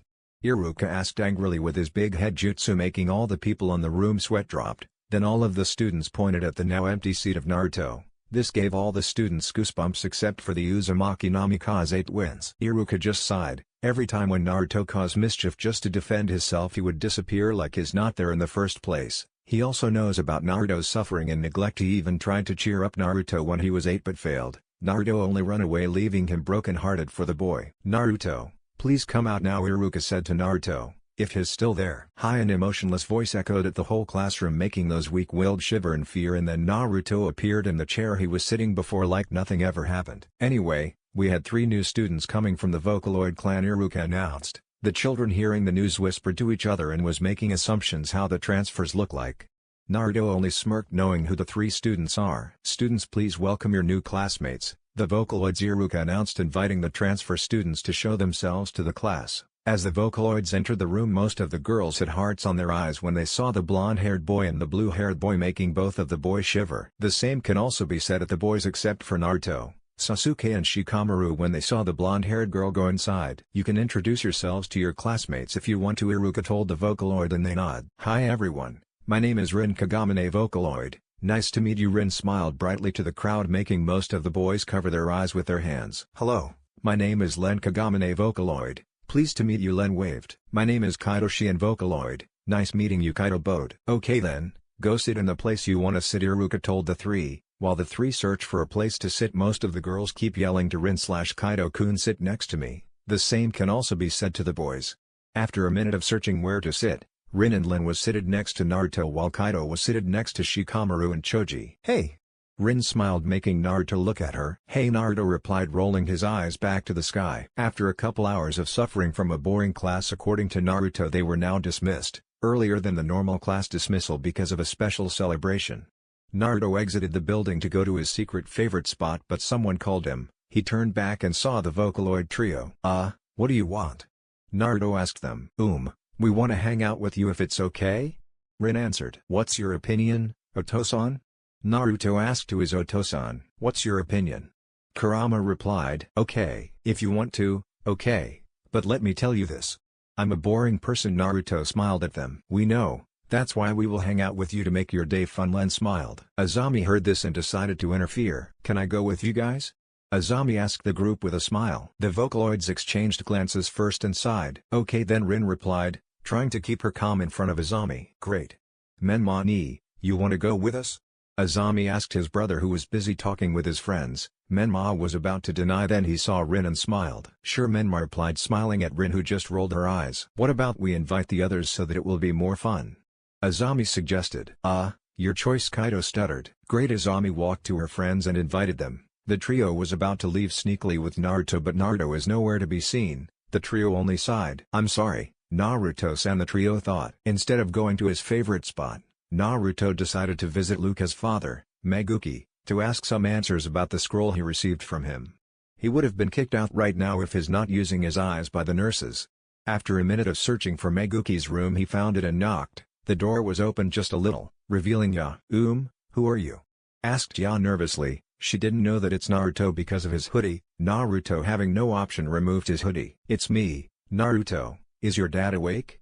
Naruto asked to the now calm Ya. Yup, come in. Ya opened the door wider so that Naruto can enter. After Naruto entered the room, he saw Meguki reading a book while lying in the bed. Oh.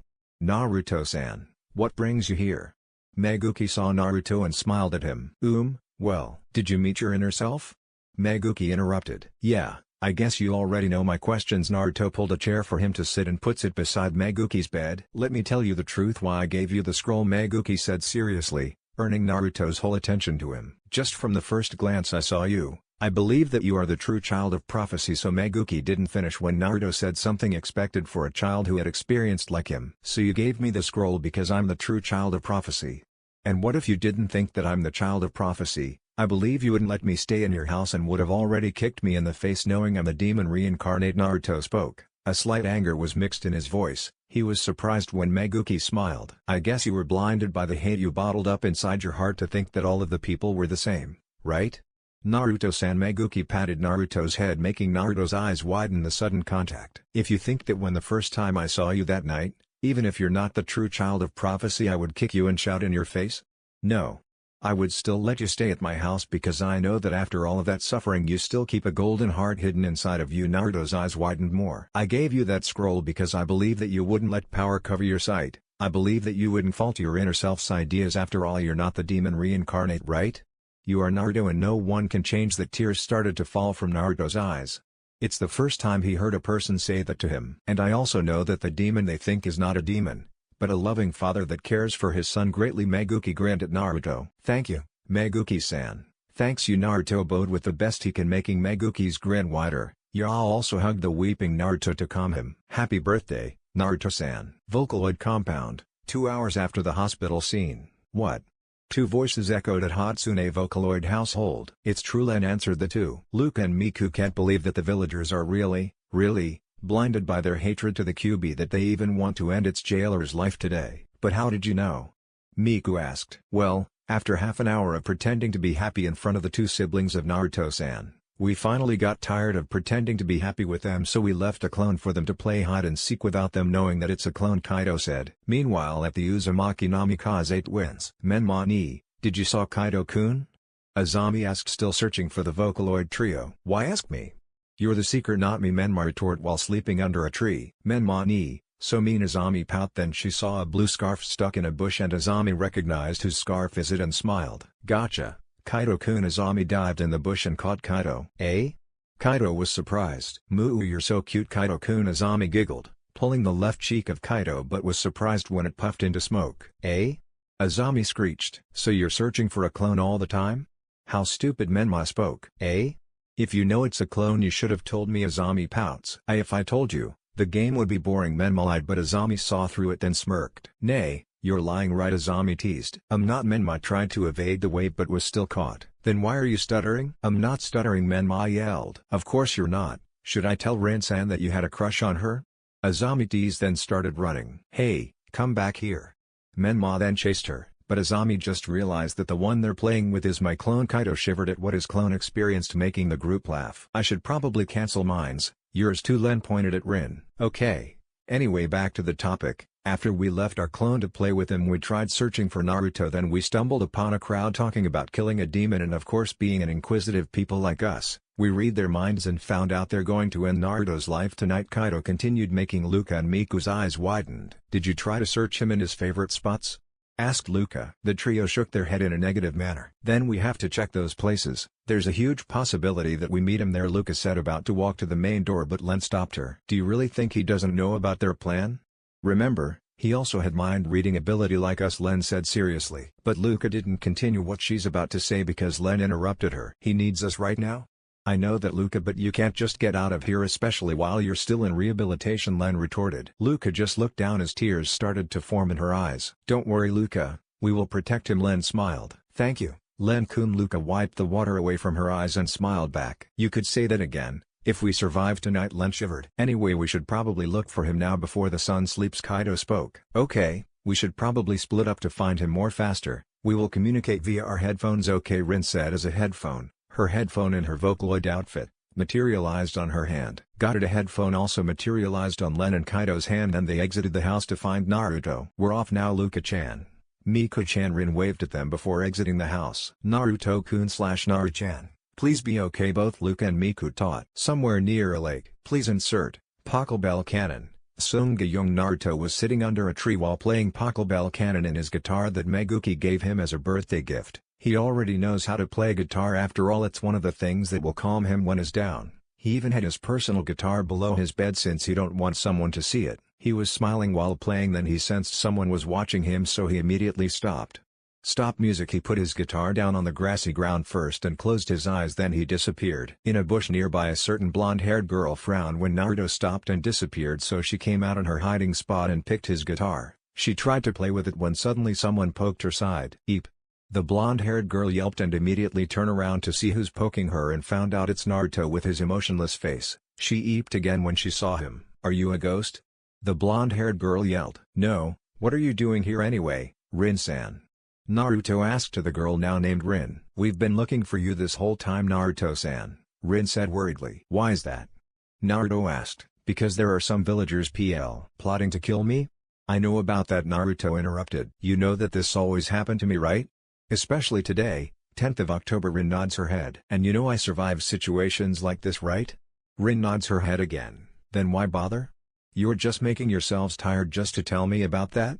I know you want to help me, but please, I can handle myself alone. Naruto finished making Rin left flabbergasted.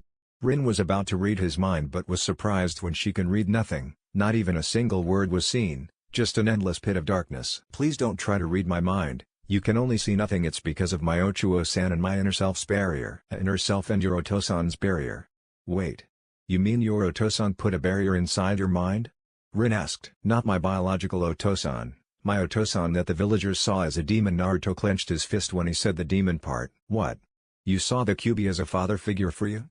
Rin asked. Yeah, what's wrong with that? After all, he is not a true demon, Naruto replied. But, wait, let me say something first. Oto-san or the Kyuubi only covered some important part on my mind, but my stupid inner self covered all of it just yesterday so that no one can read what I'm thinking. I didn't go with his ideas, but I can't stop him, so that's why any Vocaloids or Yamanakas can't read or get inside my mind, but Meguki-san is an exception. I don't know how he managed to look through the barrier. Naruto bowed his head to show how sorry he was. Hey, I'm not stupid, Yaruto yelled on Naruto's mind. Whatever you say, fish cake, Naruto retorted to his inner self. No, it's okay, Naruto-san. Rin smiled at Naruto. I'm really sorry anyway. Care to listen about my whole story? Naruto asked, smiling. Oh my Kami-sama. That smile plus his eyes. I think I met an angel, Rin thought, stuck on a daze. Unbeknown to her, blood was going out on her nose. Rin-san, are you okay?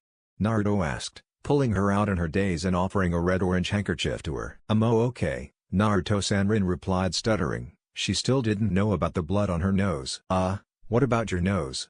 Naruto asked again. She's cute, but I prefer pink and teal, Yaruto spoke teasingly. Bro, can you please say something helpful for once? Naruto retorted to his inner self. Oh sure, 1 + 1 = 2, 2 + 2 = 4, 4 + 4 = 8, 8 + 8 = That's really helpful, Fishcake. Thank you very much, Naruto said sarcastically in his mind. Welcome. Rin wiped her nose with her white sleeve and found blood on it. She was about to wipe it to her nose again, but Naruto stopped her and wiped her nose with his red-orange handkerchief. After Naruto removed his handkerchief on her face, he saw her face as red as a tomato. I'm sorry, Rin apologized while her face was blushing furiously. Don't mention it, Naruto replied, looking away. Anyway, do you still want to hear about my story?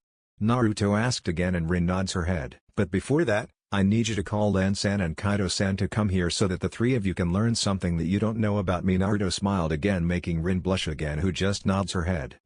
Guys, I found Naruto-san and he wants us to gather in his favorite spot in a lake because he wants to say something to us. Directly, Rin spoke in a microphone that just materialized on her headphone. Okay, me and Kaido should be there in 10 minutes or more, so please be patient. Lin's voice can be heard on Rin's headphone. Good, then the microphone disappeared on her headphone. They should be here in 10 minutes or more, Rin said as she sits on the grassy ground and her back relaxing on the tree. Naruto nods at what she said and also did the same thing. After that, the two didn't bother talking to each other, making the atmosphere awkward. Only the chirping birds, leaves and grass rustling was the only noise accompanying them.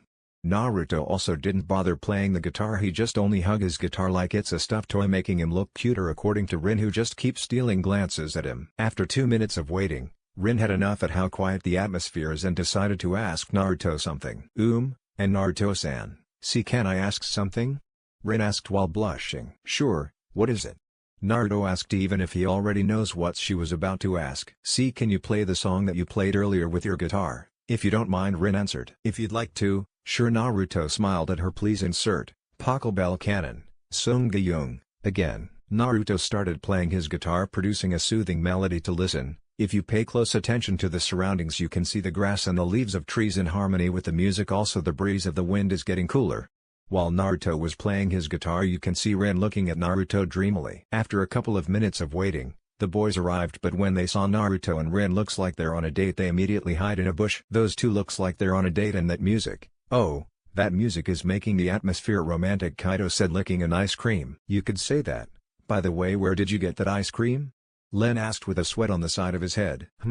I dropped in a convenience store to buy snacks because I feel like Naruto was about to tell us something very long, Kaido replied, showing a cellophane full of snacks, ice cream included. Cool, I guess. Len looked back to the two. We should probably show ourselves. Kaido was about to stand up, but Len stopped him. Hey, what are you doing? We should probably just leave them be since they're on a date. Len put a finger on his mouth, telling him to keep quiet. Why?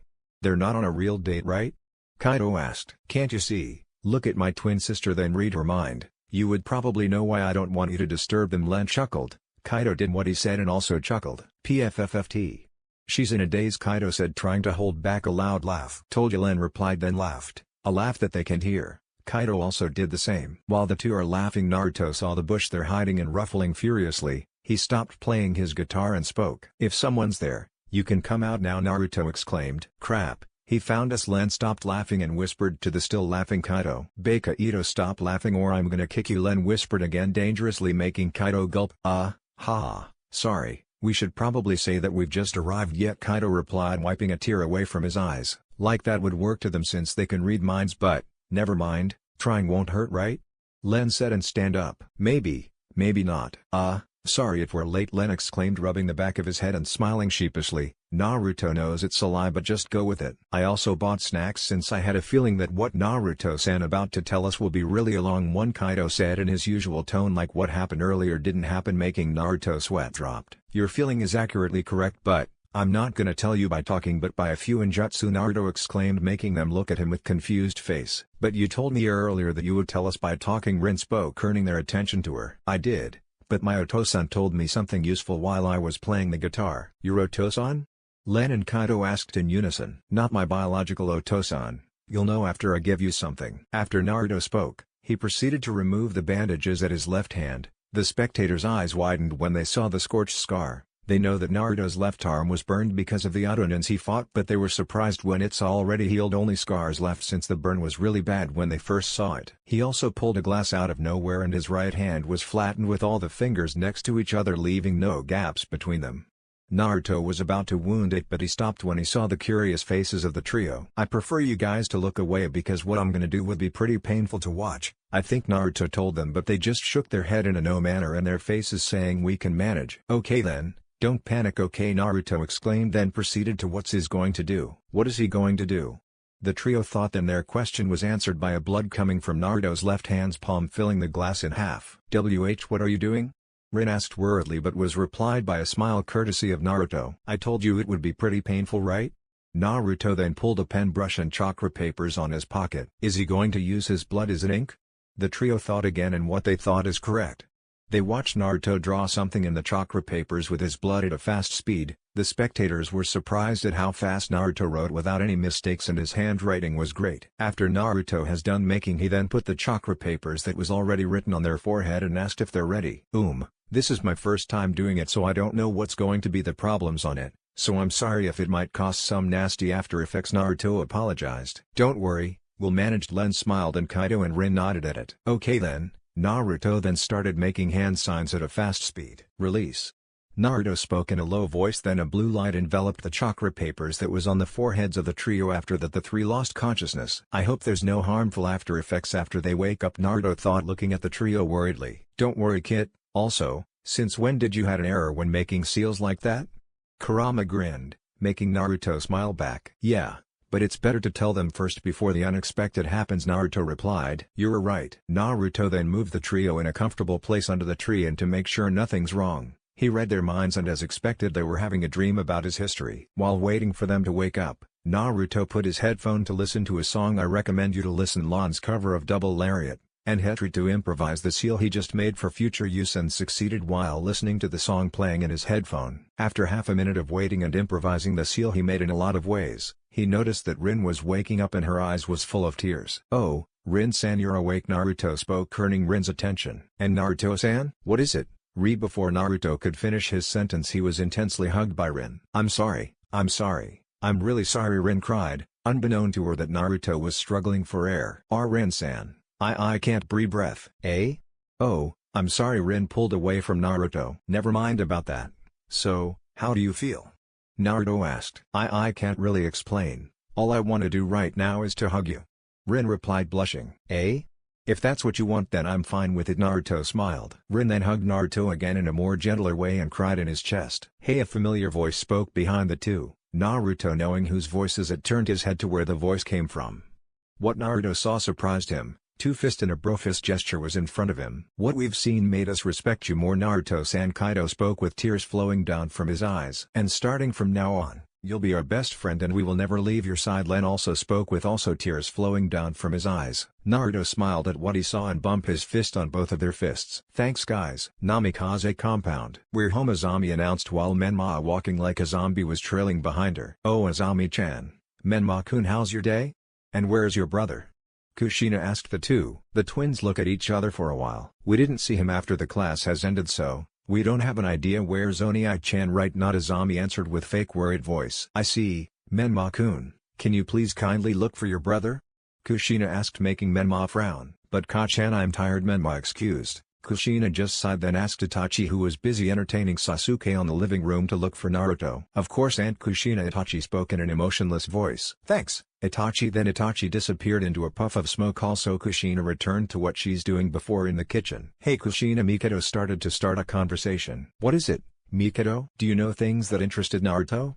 Mikado asked. Kushina froze for a while at what she said. She even forgot to buy a gift for Naruto while she's shopping for gifts for Azami and Menma. Also, she don't know a single thing about what Naruto likes. "Honestly speaking, I don't know even a single thing about my son.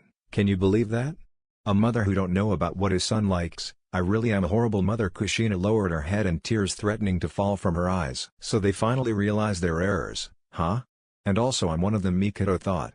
Then memories about the first time she encountered Naruto flooded her mind. Flashback. A 7-year-old Naruto was sitting on the swing under the tree near the Ninja Academy and both of his blood-red eyes glued on the kids who's playing around, his sibling included. He could hear the laughter of the kids who's having fun playing around like what a normal kid would do. "I hope I could play with them.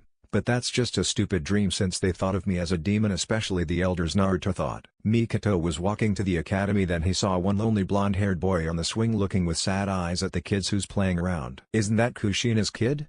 Mikado thought and decided to approach the boy. "Hey, want a candy?" Mikado smiled, offering a candy to Naruto, but Naruto accidentally used his eye ability. "Huh? Where is he?"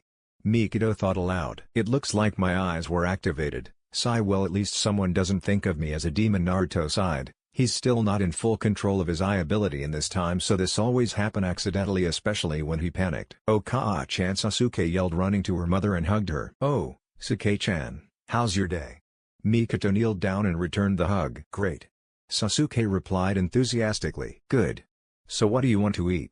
Mikado asked. "Dango." "Okay then they walk away to eat dango. But before they left, Mikado left a candy near the swing, making Naruto look confused. "So she can still notice that I'm still here. Great, I really have to train more about stealth," Naruto thought, then picked the candy after they were far away. "We're trying to make it up for him starting today, but I'm scared that he won't forgive us," Kushina continued talking as she clenched her apron. Mikado, seeing how depressed her best friend, decided to pat her shoulder, making Kushina look at her. "Don't worry Kushina, I'm sure your son will forgive you. If not, then it's just a matter of time," Mikado assured Kushina. "Thank you, Mikado." Kushina hugged Mikado. "Don't worry Kushina, I'll always be at your side when you have a problem." Mikado also hugged her and run circles on her back. A rough voice was heard, making the two yelp in surprise. They turned their heads and saw Fugaku and Minato also blushing because of the scene they just saw. "Fugaku!"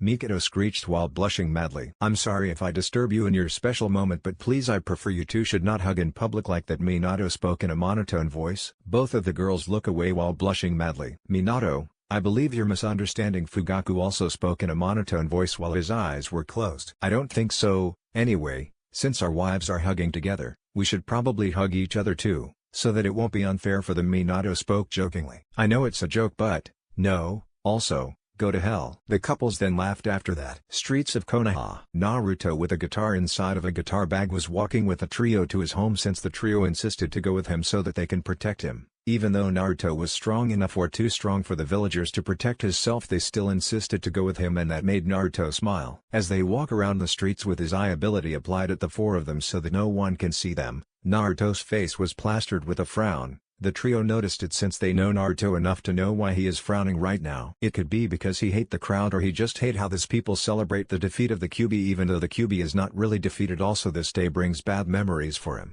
The trio look worriedly at him, who's facing his back to them. Kaido then started to make a conversation. So this is how being invincible, huh? You can walk around with no worries hanging on your shoulders. You still have to worry on bumping people since it will cause me to lose the effect of my eyes on all of us, Naruto replied, not taking his eyes off at Road. I know, if only you can also apply the Hugetsu Ginto to us, then we would probably be feeling free of all of the pain in the world, Kaido sighed. Now that's an idea. Thanks, Naruto smiled. Don't mention it, Kaido returned the smile. So that probably means that you will achieve that maybe tomorrow, or today, or after this next hour, since you don't fail when making those even if it's a first time. Len butted in, both of his hands on the back of his neck. So that means that you're one step closer on being a god, right? Rin asked. Don't think so. I'm still too far away from that goal. Also, that won't never happen since I'm just a human like you guys, Naruto replied. We know you're still human, but learning all of your secrets made us look at you as a god. Rin blushed as she said that. Well, not all of it. Naruto sighed, then suddenly he bumped on a certain Uchiha, causing his eye ability to fade away. Thousand pardons, Itachi bowed. Then he saw a blonde hair and realized it was Naruto. Itachi Uchiha, what are you doing here? Did mother send you to aid me back home? Naruto asked. Yes, Naruto-kun, we should probably return now before the party starts, Itachi replied, and Naruto just nods, but before following Itachi he gestured the trio to come also. The three just nodded and followed them. As the bunch walked to the Namikaze compound with Itachi in the front, they saw a lot of famous and powerful clan leaders and their family going also to their destination. When they arrived, they were stopped by two Chunin guards guarding the entrance to the house. Remember, Naruto's family house is like a mansion. The two Chunin recognized Itachi's face and let him in. When it's Naruto's turn to go inside, he was stopped by the Chunin. Oh, is the demon going to join the party? Sure, come in if you can get past me, demon, the Chunin taunted. Kaido and Len's hands were turned into fists while Rin just glared at the first Chunin. Both boys was about to step forward, but Naruto stopped them. What's going on here? Itachi asked the two guards. Itachi-sama, the demon was about to sneak past us, but we caught him and stopped him, the second Chunin reported. The boy's with me. Also, watch your mouth, Chunin. You're disrespecting Hokage-sama's son, Itachi replied in a monotone voice. Trust me, Itachi-sama, the demon was controlling Hokage-sama and wants us to believe that this demon was part of Hokage-sama's family, the second Chunin continued. Don't tell me that Itachi-sama was also controlled by the demon? You really have done it now, you demon. The first Chunin glared at Naruto, who's unfazed by the glare, and pulled a kunai on his ninja pouch. Kill the demon before he escapes again. Both of the Chunin charged at Naruto, but before they can get a meter close to Naruto, a strong hand pulled both of them and forced them to the ground courtesy of Itachi. Itachi closed his eyes for a second, and when he opened it again, it reveals his Mangekyo Sharingan. You've crossed the line now, do you have any protests? Itachi asked in a deep tone. Forgive you us, Itachi-sama. We swear we won't do it again. Both of the guards bowed, shaking, their voices are also shaky. Beg for forgiveness to the Hokage's son, not to me. The guards snickered, but when they feel the killing intent Itachi was producing made them shrink in fear and decided to say forgive us, and was thankful to found out that Naruto and the trio disappeared. Itachi was also shocked. If Naruto moved even a single limb, he would already have sensed him, but what Naruto did was shocking. It's like he's not even there in the first place. If I ever hear you Chunin's talking to the Hokage's son like that, I'll send you to Ibiki myself, understand? The guards shook their heads shakingly, scared at what would happen to them at the hands of the sadist. Good. Itachi then continued walking to the Namikaze house. As he closed his eyes, he thought about Naruto. If the boy could pull that stealth every time, he would not be surprised if Naruto can do more greater than that. Are you sure this is your room or this is your library? Kaido said as he buried himself on Naruto's bed. Good question. Len spoke in a serious tone. As long as there is pillow-sama and bed-sama, you could probably tell immediately that it's a bedroom. Then immediately, Len's eyes turned into heart shapes and in a flash you can see him cuddling the pillows like a maniac. "Oh, Pillow-sama and Bed-sama, if only you know how much I miss you so." The people in the room just sweat dropped at the blonde's antics. "Thanks to these books your room doesn't look dead. Anyway, did you really read all of this? First page to the last?" Rin asked to make sure as she pulled an orange-colored book on one of the bookshelves. "I know it sounds impossible for a kid like me but it's a yes," Naruto replied in a monotone. Okay, just wanted to make sure." As Naruto was about to bury his head on his bed, a dark voice was heard inside his head. "Hey kid, I want you to come here in the mindscape, also bring your friends, if they don't want to, let them be." Kurama spoke. "Okay, Otosan," Naruto replied and told the Vocaloid trio about it. "I would be pleased to." Kaido smiled. "Nah. I'll just stay here with Pillow-sama and Bed-sama," Len commented, earning a bump on his head courtesy by Rin's punch. "Oh ouch? What was that for?" Len asked angrily to his twin but shrunk when he saw his twin sister's deadly glare. "You're going with us whether you like it or not." Rin spoke in a deadly, commanding voice. "But, Pillow-sama and Bed-sama." "No, but, Len, if you'll come with us, I'll be treating you a dozen bananas," Rin persuaded. "Are you sure?" Len suddenly beamed, making the people in the room sweat dropped. "Yeah, wait, the last time you told me that you bought oranges instead of bananas." Rin scratched her cheek nervously as she recalled the last time she persuaded Len using the same method right now. "No deal then." Len turned around and was about to bury himself on the pillow when suddenly the scenery changed into a grassy island at the center of a never-ending ocean with its sky. Half of it was day but some stars can still be seen and the other half was a night full of stars. Wow was the trio managed to say as they look around their surroundings. "Beautiful, isn't it?" Naruto smiled. The trio only nodded while their mouth was left open. "Well, I guess coming here isn't that bad," Len interjected. "If only a place like this was in the real world," Kaido said as he started sniffing. "Hey, Naruto," Len suddenly said, making Naruto raise his eyebrow and look at him. "Is that a bed, or it's just an illusion?" Len pointed at the bed who had a mountain-like figure under the tree. "Oh, yeah. I'm sorry but that bed was already taken by you." Before Naruto could finish his sentence, Len already jumped at the bed. "Oh, Bed-sama." Len snuggled the bed like there's no tomorrow and then he noticed something's amiss. "Is it just me or the bed seems to be hard?" "Len-san, get away from there," Naruto yelled, but it's already too late. "Get the F off me."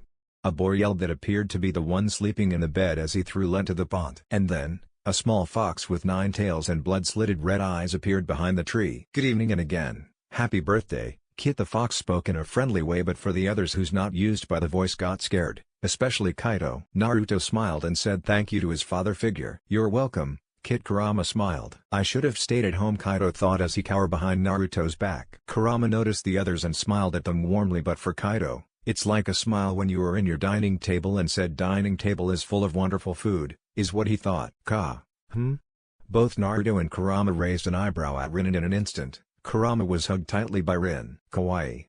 Rin squealed as she hugged the 9-tailed fox tightly. "K Kit, help him me," Kurama managed to say as he struggled for air. Naruto just smiled and left his Otosan being hugged, tortured, by Rin to go lend a hand at Len if he need to. Kaido's jaw dropped as he watched how Rin just hugged the fox like it's just a normal fox. What the hell?" Len spoke to no one as he swam to the surface. "Need a hand?" Naruto asked, offering a hand waiting for the receiver to accept it. Len accepted the offer and stand up with the assist of Naruto pulling him up. After that Naruto then asked his Otosan who was above the tree about why he summoned him. "It's because I wanted to give you a birthday gift that will help you greatly every time," Kurama replied and jumped away from the tree. While on mid-air he transformed into his original size, making Len and Kaido shrink, and Rin's eyes are full of admiration towards the fox. Then suddenly a voice spoke between Kaido and Len. "Hey, Goldilocks. Is this your friends?" Naruto asked as he suddenly appeared between Len and Kaido while putting both of his arms around both of their shoulders, and of course the two jumped like a cat who just saw a wild dog. "Who is this guy? A ghost inside Naruto's mind?" Len and Kaido thought while sweating slightly. Naruto replied by putting a palm on his own face. Naruto then saw Rin, who's eyeing him from bottom to top. Naruto's face was then overshadowed by his bangs as a heavy atmosphere and the blowing wind stopped, and then suddenly a strong breeze hit them coming from Naruto's position to Rin's position. "Kya!" Rin shrieked as she stopped her skirt from being blown by the wind and to prevent the boys from seeing her pantsules. "Wait, pantsules? Yellow stripes. Not bad." Naruto spoke as he eyed the yellow-striped pantsu on his hands carefully while he was a 10-meter away from Rin's back. Len was petrified, Kaido looked away with the blood coming out from his nose, and Naruto was covering his nose with his hands as waterfalls like nosebleed had occurred to him. Rin realized what happened and blushed furiously because of the embarrassed and angry feeling she was feeling right now. She then pointed the index finger of her right hand to Naruto as a flicker of electricity while the other hand was holding her skirt to prevent it from being blown by the wind. "Pervert!" Rin yelled. Then a burst of yellow lightning was released coming from her index finger. Naruto just smiled. After that he was engulfed by lightning. Rin-chan. The Vocaloids, except Rin, obviously, ran to their cousin's side, who's on her knees because of the exhaustion she's feeling after the lightning she just produced. "You should have didn't do that. Now look at what happened," Len scolded his sister as he started healing his sister's burned index. "I'm sorry, I got carried away by my anger," Rin apologized. "Never mind about that. Let's just pray that the guy isn't dead," Kaido said as they watched the cloud of dust slowly dissipates. "Nice lightning. I'll be returning the favor, okay? Be sure to catch it," a dark voice spoke coming from the cloud of dust, as a strong breeze of wind completely dissipates the cloud of dust, revealing a dark smile coming from an unscathed Naruto. With his right arm was covered with two colored lightning and his index finger pointing at them. The first color was blue and the second was the same as Ren's lightning. The Vocaloids' eyes widened at the display they just saw. For their entire life, no one has ever survived that attack without being burned. As they tried to read the boy's mind, and again they were shocked again because when they try to read his mind, they can only see an endless pit of darkness just like Naruto's. And then the atmosphere became heavy as they started sweating bullets courtesy of the killing intent Naruto was producing. I can't move," the trio thought as they stare at the white-haired boy with that sinister smile plastered on his face. "Here I go," Naruto yelled, but before the lightning could be released, Naruto suddenly appeared and kicked his arm vertically, causing his arm to face the sky, making Naruto snicker since his attack has been released to the sky. Nod to the trio. "What do you think you're doing, Naruto?" Naruto asked in a calm but angry voice. Naruto smiled and said, "Nothing, I'm just testing our guests to see if they're good and then, gwa." Naruto was pummeled to the ground courtesy of a certain giant fox's paw. "Sorry about that, kids, anyway back to business. Kit, I want you to focus your chakra in your hands and hold your right wrist with your left hand," Kurama instruct. "Okay, Otosan," Naruto replied in a polite voice and did exactly what Kurama instructed him to do.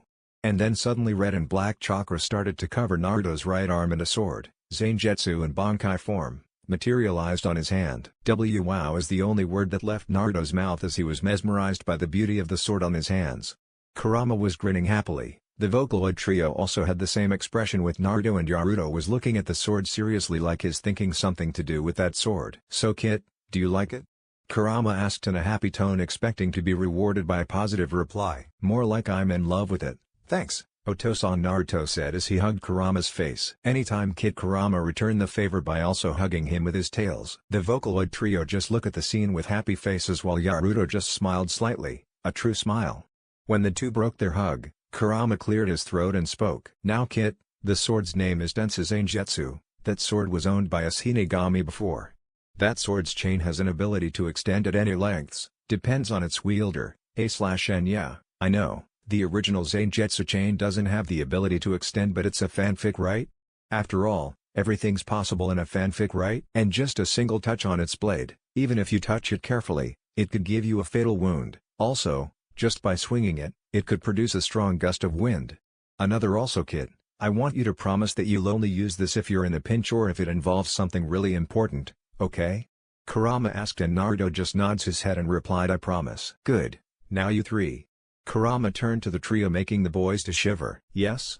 the trio asked. "I want you three to also focus your chakra in your hands in the same manner as what Naruto did." "Okay." The trio nods their head and immediately do what Naruto did recently, and then just like before, red and black chakra covered their hands. After that, a pendant, "You guys decide the style," materialized at their hand. The trio look at the pendant with a confused look. Rin was about to ask about the pendant, but Kurama answered before she can ask. "I believe you're confused about the pendant. Well, let me explain. When that pendant glows yellow, it indicates that someone from your group is in danger, and for you to arrive at the place of your friend who's in danger, you just have to focus your chakra and touch the pendant with your hand. For example, when your brother is in danger of being raped because he was mistaken as a girl." Kaido, Rin and Naruto chuckled at this while Len had an angry expression plastered at his face. "The pendant will glow yellow, you'll just have to touch the pendant. Unfortunately, only those who also wield this pendant can only trigger that. To be quick, yellow is for danger of a friend, red is for possible danger in your surroundings, blue for in a verge of death,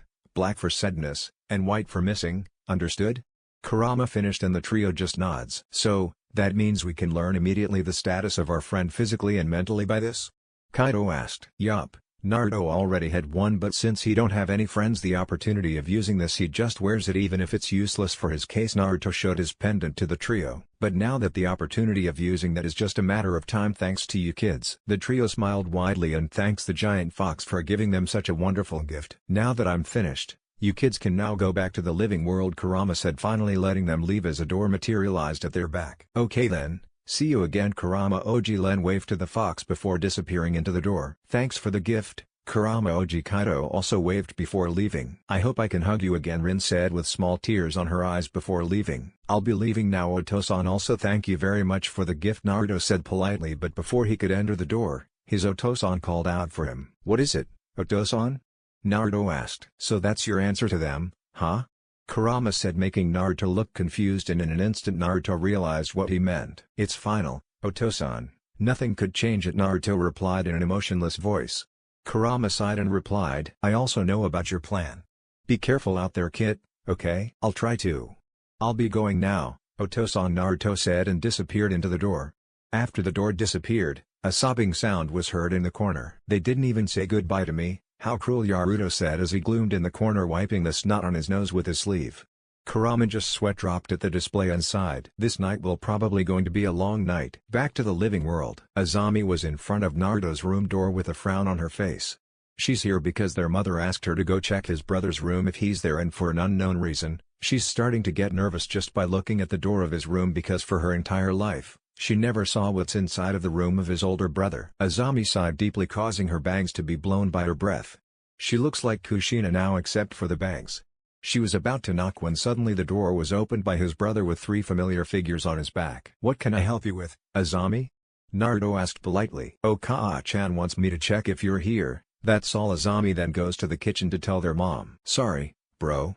It looks like we can't get to see your surprise since our mom already called us. God knows how scary she is when she's angry, Len said while shivering at the thought of their mom angry. Don't worry. It's no big deal anyway, Naruto replied as they were at the entrance of the Namikaze house. We'll be going now then, Naruto-kun, Rin said as she hugged Naruto, and then Len and Kaido pumped fists with him. But before they exited the Namikaze compound, they turned around and yelled happy birthday Naruto-kun/bro, making Naruto smile.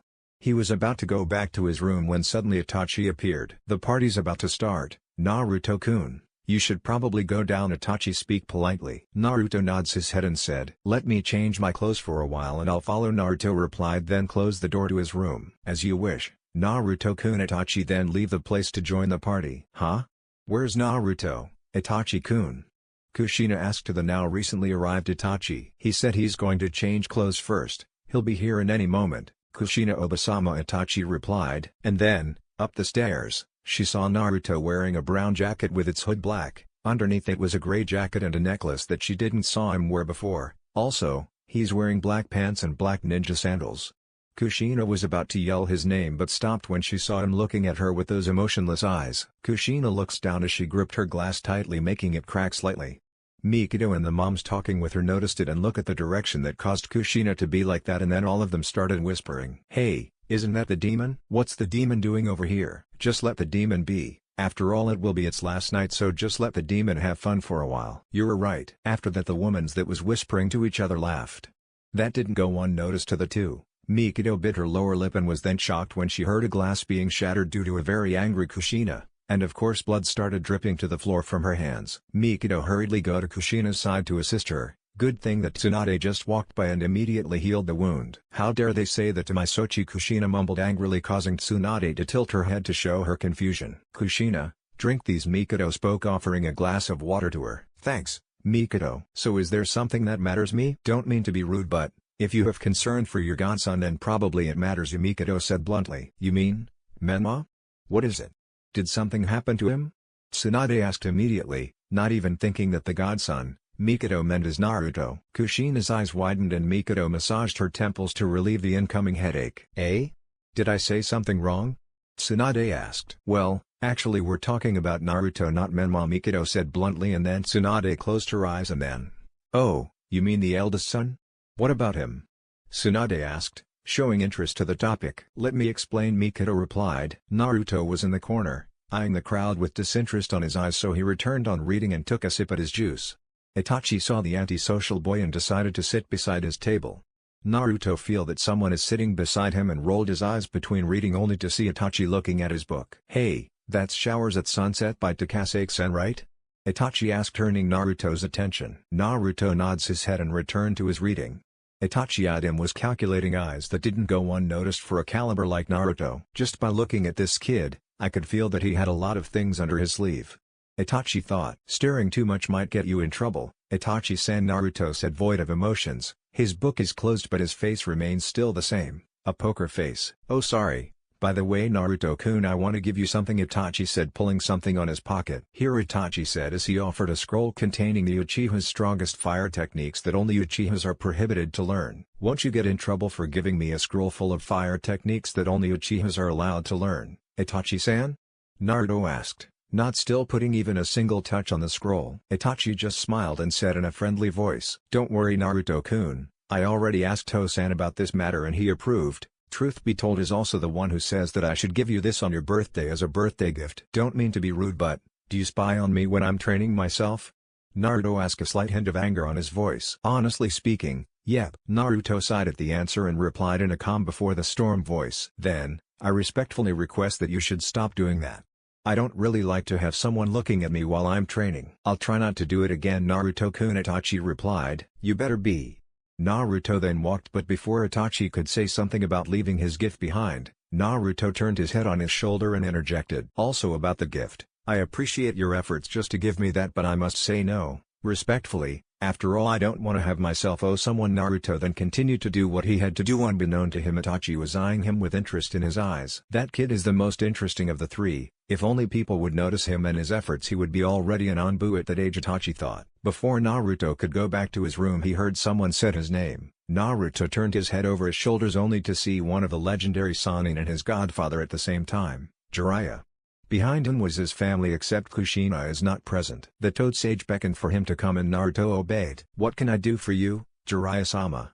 Naruto asked, making Jiraiya, Minato flinch at the respect Naruto showed them, while Menma just snickered and Azami was busy at looking at the gift box on her hands. "Well, I want you three to sign the Toad contract. Consider it as a birthday gift," Jiraiya said, smiling as he summoned the toad that carries the scroll. "Ladies first," Jiraiya said as he beckoned Azami to sign the contract. Azami put down the box that she's carrying and signed the contract excitedly. After she finished signing the contract, the Toad Sage instructed her to summon her familiar. Azami politely followed the instruction and summoned a cute, pink-colored toad. "Yay! I have a toad summoning," Azami said happily. "Menma, you're next," Jiraiya said, and Menma followed. He followed the same instructions and summoned a cool-looking toad who had goggles on its head. "Yo! Mento, at your service." The toad saluted, making Menma look at his summoning with pride on his eyes. The toad looked at him and asked if Menma is his master. Menma grinned and bumped fist with the toad. "I'm really proud of you too," Minato said, smiling, and looked at Naruto, who only stared back at him. Both of them broke contact when Jiraiya said something. "Naruto, you're next," Jiraiya said, but what Naruto replied surprised him. "I'm sorry to say this, but I respectfully decline the offer since I already have a summoning myself." Naruto then bowed his head respectfully. Jiraiya and Minato was shocked, then their eyes narrowed. "If you do really have one, then show it to me," Jiraiya said seriously. "If you insist to, then let me show you the proof." Naruto then made the necessary hand signs abruptly, making those who saw it look with awe. "So fast," was all the spectators could say. And then Naruto slammed his hand to the ground, summoning a fox as tall as Naruto's half height with its fur on white and sky blue.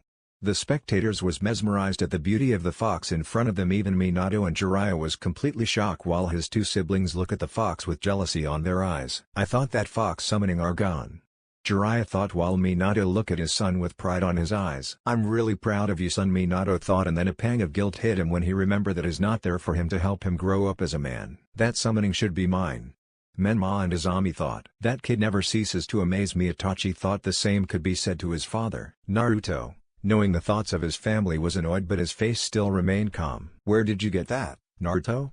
Jiraiya asked seriously. "It was a birthday gift from a certain fox when I was 8," Naruto said, smiling. Now that revelation shocked all of the people that are wise enough to know what he meant. He already made contact with the fox without the help of me or Minato and Kushina at the age of 8, unbelievable. Jiraiya thought. "So, can I go now?" Naruto interjected. Yeah," Jiraiya said. Naruto then left the group, Menma followed him with a pissed face while Izami just returned to her group. Minato just stared at the retreating form of his son who's walking upstairs probably to go back to his room with his other son following but was cut off by the Toad Sanin calling his name. "What is it, sensei?" Minato asked. "Your son really is amazing, now I'm so hyped up on training him," Jiraiya said happily. "The problem is, will he accept your training?" Fugaku interjected. "Right," Minato said bitterly. Jiraiya, realizing what they're talking about, shut himself. When the two siblings are out of everyone's view, Menma abruptly pushed Naruto in the wall and put his wrist on his neck. "You have to teach me that summoning or I'll hurt you," Menma said dangerously. He smirked to himself, thinking that his brother probably wet his pants when he said that. Little did he know Naruto already readied himself when this event happened. Naruto smirked, making Menma's eyes widened. "So what if I said no? Will you punch yourself and tell father and mother that I punched you because you're annoying me to teach you my summoning?" "Sorry to disappoint you, but I won't let that happen, not anymore." Naruto finished and then he disappeared. Menma smirked since he thought that he knows his next move. He then abruptly but swiftly turned around and swung his fist only to punch nothing. "You know what? That action is too mainstreamed," Naruto said as he appeared again where he was last seen, causing Menma's eyes widened again. He abruptly turned around again only to see no one again. "If I were you, I would probably stop that. You're just wasting your energy over petty things." Naruto spoke again but is already in the view of the crowd, causing Menma to grit his teeth. "I'll get you someday, bastard," Menma said angrily. "We'll see." Naruto then disappeared again and Menma returned to his group with a pissed face, and of course this didn't go unnoticed to the group. "What's wrong, Menma? You look kinda or really pissed?" Kiba asked. "Well, that stupid brother messed with me again," Menma replied angrily. "Don't worry dude, we'll give him a good beating after this," a random friend of his said with pride on his voice as he tightened his fist, making Menma sweat drop at his friend's antics. "Hey! I'm sure you're already down before you can land a fist on him," Kiba said mockingly. "What did you say, dog breath?" "Shut up," Menma yelled, making most of the people in the room look at his direction. "Sorry." The two apologized and returned to their sits. "Thank you," Menma replied as he returned his focus to the chess table in front of him. "Aren't you being a bit too hard on them?" Shikamaru said with a sweat on his face. "Doesn't matter, what's more important is defeating you," Menma said as he moved his piece forward only to be eaten by a pawn at Shikamaru's side. The crowd returned to their sessions like what happened recently didn't happen. Back to where Minato was. Minato turned his head only to see Kushina behind her was Mikoto and a slightly pissed Tsunade. "What is it, Kushina?" Minato asked with a smile. Then he noticed that the sides of his wife's eyes and her nose were red. "Is there something wrong, Kushina?" Minato asked worriedly to his wife. "Nothing, really. I'm just crying because Mikoto told Tsunade-sama about our son's situation, Naruto." "Oh, is it time already?" Kushina asked, making Minato tilt his head slightly. Then he looked at his watch only to find out it's already 8:30 p.m. Minato looked at his wife with determination in his eyes and Kushina just smiled sadly at him. "I don't care if things won't be easy with him as long as he forgives us. That would be enough, since that would be the bridge of a new life for him," Minato said with determination, making Kushina, Tsunade, Jiraiya, Mikoto, Fugaku and Itachi smile at him. "Everyone, may I have your attention?" Minato said loudly at the center of the crowd, making all of the people who heard him look at his direction. Minato cleared his throat and spoke, loud enough for anyone to hear. "I just want to say thank you to all of the people who came here to join and celebrate the birthday of my sons and daughter." And then the whispering to each other session started again. "Wait, sons? I thought Hokage-sama only had one son? If you count the demon as one of Hokage-sama's son, then it will be sons. Seriously, what the hell? The demon will pay for brainwashing Hokage-sama. Don't worry, the demon will get what's coming for him tonight." In the corner were Shikaku, Kuza, Inoiki, Shibi, and Hiyashi looking at the whispering crowd with disgust plastered on their faces. Just how stupid can these villagers be? Can't they see the difference between the jailer and the QB itself? Shikaku said, making the others who hear what he said nod their heads in agreement. Minato had enough of it and released a large amount of killing intent at the room, silencing them. "Thank you. Also, I want to announce something very important involving who's going to be the next heir of the Namikaze clan." Now all of the ears inside the room were interested, except for one, Naruto. Menma looked at his brother with a smirk on his face, while Naruto, seeing this, just rolled his eyes. Anyway, just how did he learn where Naruto was? Maybe Kami had helped him finding where his brother was, or maybe it's just pure luck, who knows. "I hereby announce the Namikaze clan's heir." Menma stand up with a prideful smirk on his face and was ready to run to his father, but the next line stopped him and shocked the people in the room except for those who are close to Minato. "Namikaze Uzumaki Naruto," Minato announced happily with a smile on his face, making those who are close to him clap their hands. "What? No way. Menma thought with disbelief in his eyes, then he looked at his brother with anger in his eyes, then his brother disappeared again, making him angrier. Even Azami was shocked. Even though she's already the heir of the Uzumakis, she thought that it would be his brother, Menma, would be the next named heir for the Namikazes, but it looks like she's wrong. She could only imagine the anger his brother was feeling right now. Menma then stood up as he slammed his hands on the table near him, making it have a crack slightly. "You're kidding, right, Otosan? There's no way that useless brother would be the next heir, right? Maybe you just misinterpreted it, right?" "Maybe." His protest was cut off by his father's soft voice. "Sorry, Menma, but being the heir means you should be the eldest of your siblings, which means Naruto should be the heir since he's the eldest." Minato finished, but Menma's still not convinced. Then he thought of something that could finish this argument. "Choosing an heir can also be decided by match too, right, Otosan?" Menma said in a low voice, but enough for the people in the room to hear. Minato nods his head and look at his son seriously. "You want to settle things in a match, right, Menma?" Menma nods his head. Then, before Minato could finish, he was cut off by a voice coming from a certain blonde near the entrance of their house. When Minato turned around, he was shocked at what he saw. The left eye of his son, Naruto, was burning with blue flame. Just like his sensei said, Naruto really is the child of prophecy. "If you want the title that much, then you can have it." "I don't care about that title, not anymore," Naruto said while smiling. "Just as I suspected, he really is the child of prophecy," Minato Jiraiya said as he eyed Naruto's left eye seriously. "Minato, it really is him. Our son really is the child of prophecy," Kushina said happily. "See, Otosan? That brother is a coward. He doesn't want to fight with me because he's afraid that his title will be stolen. He doesn't want the title to be mine. He wants the title for his own." Menma smirked as he provoked Naruto more, but Naruto still remained stoic. Menma was about to continue his provoking, but Minato stopped him. "Let me tell you one thing. Do you really think things will be okay and I'll forgive you because you return what's rightfully mine?"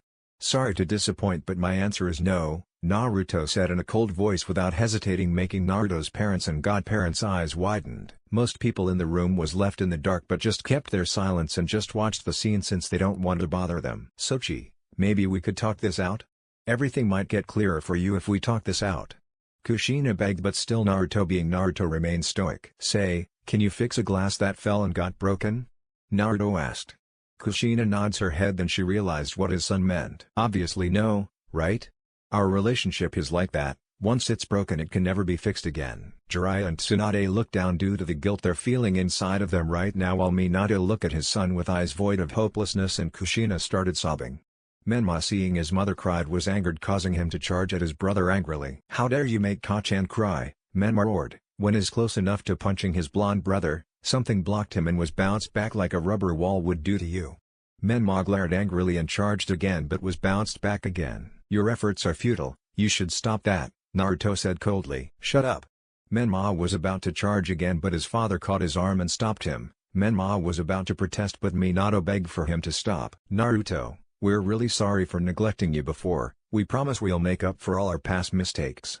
Minato begged, only to be replied by a cold glare from his son. "Just like what I said before, I won't forgive you, but if I will, it won't be easy." Naruto replied and continued, "Do you people think that what you did to me before will be tolerated? No. Ever since the time you people started on training my siblings, no, Azami and Menma, you people left me behind without even bothering to look back and train me too. Every time I asked for training you always say that you'll start my training when I enter the academy, but even I already entered the academy you still didn't train me even if I asked for it. Also, every time when I asked something you always say you're busy even you're not, but when it comes to Menma and Azami, you'll immediately do what they requested without second thoughts. And every time, I get beaten up by the stupid villagers who can't see the difference between the jailer and Baijuo, you always welcome me with a slap in the face. Every time I get blamed by my siblings about something that I didn't even do, you always punish me without hearing the true reason, and every time I speak the truth you always make my punishment more painful. I've suffered all of those because of that prophecy you believed." Naruto stopped and sighed deeply, then a smile cracked on his face. "And then I met someone who's more fitting to be called Otosan, even he's not blood related with me." This made Naruto's parents shock. Now they're feeling more guilt built inside them. Whoever this man that take care for Naruto when they didn't, they must say thank you with all their hearts. Also they feel kinda jealous. Scratch that. They do feel jealous that this man was the one that watched their son grow up to be the man he was now. One more thing, Otosan is not a human but a demon, as what you people called him. Do you people really think that Otosan or the Kyuubi attacked the village that night was in his own consciousness? The answer is no. Naruto then started making hand signs at a fast speed, making the people in the room watch with confusion in their eyes. "What are you doing, Naruto?" Minato asked seriously. "I know that few of you already know the cause of the Kyuubi attack that night and most of you don't, obviously. So I'm giving you all the answer of the cause of the attack." Also, the walls in the room started to glow blue as Naruto kept on making some hand signs while the people was looking at walls anxiously. "I'll make all the people in this room suffer the sufferings that I suffered for my entire life," Naruto said grimly as he slammed his hand in front of him. Then a seal appeared. Minato, Kushina and Jiraiya were shocked at the display they just saw. The seal that Naruto just created right now was a very high-level seal that only seal masters can do it. Jiraiya was about to ask but Naruto interrupted him. "If you're thinking how I did this in just a short period of time without you people noticing, it's because I've created 4 clones when I was still in my room to do the necessary objectives outside the estate." Now Jiraiya's jaw dropped. The same could be said to the Namikaze Uzumaki couple. "This kid really is smart. If only I realized this before," Jiraiya thought to himself and sighed mentally. "Is our son really this smart? I know he's already smart when he was still a kid, but I didn't expect him to be this smart." Minato and Kushina thought to themselves. The higher clans in the room look amazed at the scene they just saw while the rich clans that know nothing about those just watched the scene nervously. "Kai," Naruto mumbled. Then the blue light engulfed all of them. When the light dissipated, revealing all of the people in the room on the ground, most people would think they were sleeping, but the real answer is they were now witnessing Naruto's sufferings and countable happiness of his life.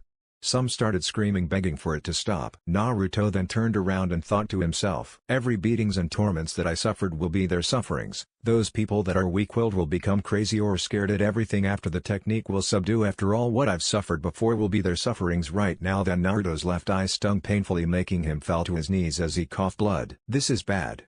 I almost forgot what Naruto told me," Naruto said to himself as he put a hand on his left eye.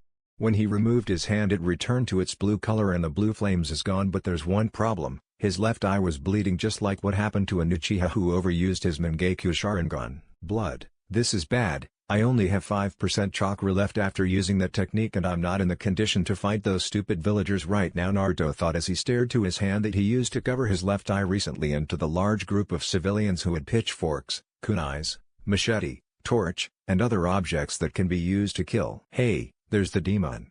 a random ninja yelled as he pointed at Naruto's direction. Naruto smiled nervously as he stared at the group. "This is really, really bad," Naruto yelled mentally as he had difficulties on standing up. "Oh my god!" A random female civilian covered her mouth as she stared at what they say behind Naruto. Behind Naruto was their beloved Hokage who had blood trickled from his mouth. The same could be said to the others inside the estate. "What had you done, demon?" a random fat civilian yelled as he stepped forward and pointed his knife to Naruto. But Naruto just rolled his eyes in annoyance. "You're going to pay for this, demon!" a random civilian yelled as they charged to Naruto. Naruto glared at the group closing by. He don't really have a choice right now. Even if he can run, he'll end up being tripped to the ground due to the fatigue his body is in right now. Having no other options, Naruto closed his left eye. "You people left me no other choice, then. I'll just make you all unconscious to finish this once and for all," Naruto mumbled as he opened his left eye and was now producing blue flame just like before. "Even though I'm using my left eye, my chakra was only added by 10%, making it 15%. How troublesome. I guess it only adds a lot at the first use," Naruto thought, and then it stung again. "Not right now, please." He waited for the first attacker to come closer, and when the first attacker was close enough, he punched the attacker's gut, rendering the attacker unconscious. Naruto then jumped high enough to see the whole group. There really are a lot of them. Also, Naruto looked at the road that the group used to get over to the compound and saw torches that was joining the group. They have reinforcements, and what makes the situation more worse is there are a few Chunin level and Jonin level shinobis helping them, Naruto said to himself, and then he made the necessary hand seals for the cage bunchine. But unfortunately for him, he can only produce 3 clones at his state right now. "Wheel, that's better than nothing," Naruto thought, as he felt gravity pulling him down. He landed on the fat civilian's face, also rendering the fat guy unconscious. "This is really troublesome," Naruto thought to himself again as he dodged swiftly the incoming attacks of the civilians. A random civilian with his weapon raised in the air ran to him yelling. Naruto didn't notice it and was too late to turn around, but his clone managed to kick it in the head, making him unconscious. Naruto thanked his clone and returned on, dodging the attacks. "Sometimes, I'm thankful that my clones had their own will. If not, probably I'm screwed right now," Naruto thought, and punched his attacker and kicked him away. Naruto noticed one of his clones is in a pinch and was about to get hit by a blunt weapon, Good thing his other clone jumped in the scene by kicking the guy on his side twice. A Chunin level managed to grab one of Naruto's clones and used a technique called Kaden, Hato-Hayo, making his clone burn inside out and puffed into smoke. Damn it, it's just a clone, he heard the Chunin complained, and because of that, he didn't notice the incoming butterfly kick on one of Naruto's clone. 2 left. This are really complicated right now. Naruto thought to himself, and something that can help them greatly popped out in his mind. Oto-san, can you spare me some chakra? I'm really in a pinch right now. Naruto asked Kurama, but no response has been replied. Oto-san, are you there? Naruto asked again, still no response. Dang it. I guess, I am really on my own right now, Naruto mentally sighed. Meanwhile, in Hatsune Vocaloid's house, Luka and Miku was watching with wide eyes at what she just saw right now outside the window of the Hatsune Vocaloid's house. A bunch of people yelling they'll kill the demon tonight was running to the place where Naruto lived. Luka-chan, you marked Naruto-chan right? Miku asked worriedly to her cousin. Yes. Why? Luka asked, and then her left eye suddenly stung, but not as painful as Naruto. Luka-chan, are you okay?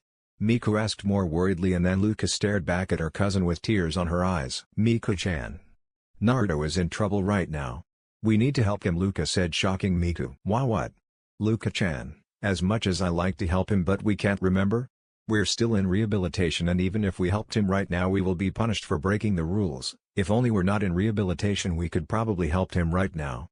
Miku replied sadly. Luka stared at the floor and an idea popped in her mind, making Miku's eyes widened. Don't tell me you're thinking what I think you're thinking, Luka-chan, Miku said worriedly. There's no other choice, Miku-chan. So please, can you use your technique and cover up for me, Luka begged her cousin. Hopefully her cousin will approve at her idea. Geez, okay then, Luka-chan, you'll treat me a lot of leek after this, okay? Miku said dejectedly, making Luka beam at the news. Thank you so much, Miku-chan. Luka then wore her favorite jacket that had colors of white mostly and pink on its sides as Miku created a complete replica of Luka and a portal to the outside of the house. I'll never forget this, Miku-chan. Luka smiled bright to her cousin, who just smiled back. Geez, don't say it like you're gonna die in the next minute. Be careful out there, okay? And please rescue Naru-chan, Miku said while smiling. I will, thanks, Miku-chan. Luka then entered the portal. When the portal was gone, Miku immediately go the window and saw Luka waving at her, causing her to wave back. Luka then run to the Namikaze compound's direction. Please be okay, Luka-chan, Naru-chan, Miku said as she held her hand in her chest. Back to where Naruto was. Naruto managed to eliminate half of the group's population just by rendering them unconscious, and only one of his clones survived at the battle. He was still bugged by Kurama not answering him. His clothes are now ragged and was slightly torn up, and his left eye's bleeding had gotten worse, but its blue flame's activity remained the same. He's almost out of gas right now, and the people inside the estate started screaming loudly again. As an attacker charged to him again, he used the attacker's momentum to lariat him, and then he grabbed the attacker's collar and threw it to the incoming enemies. He then fell to his knees with his clone wobbling to stay on its form. It really is hopeless right now, isn't it? Naruto thought to himself as he stared to the black sky full of stars. So pretty.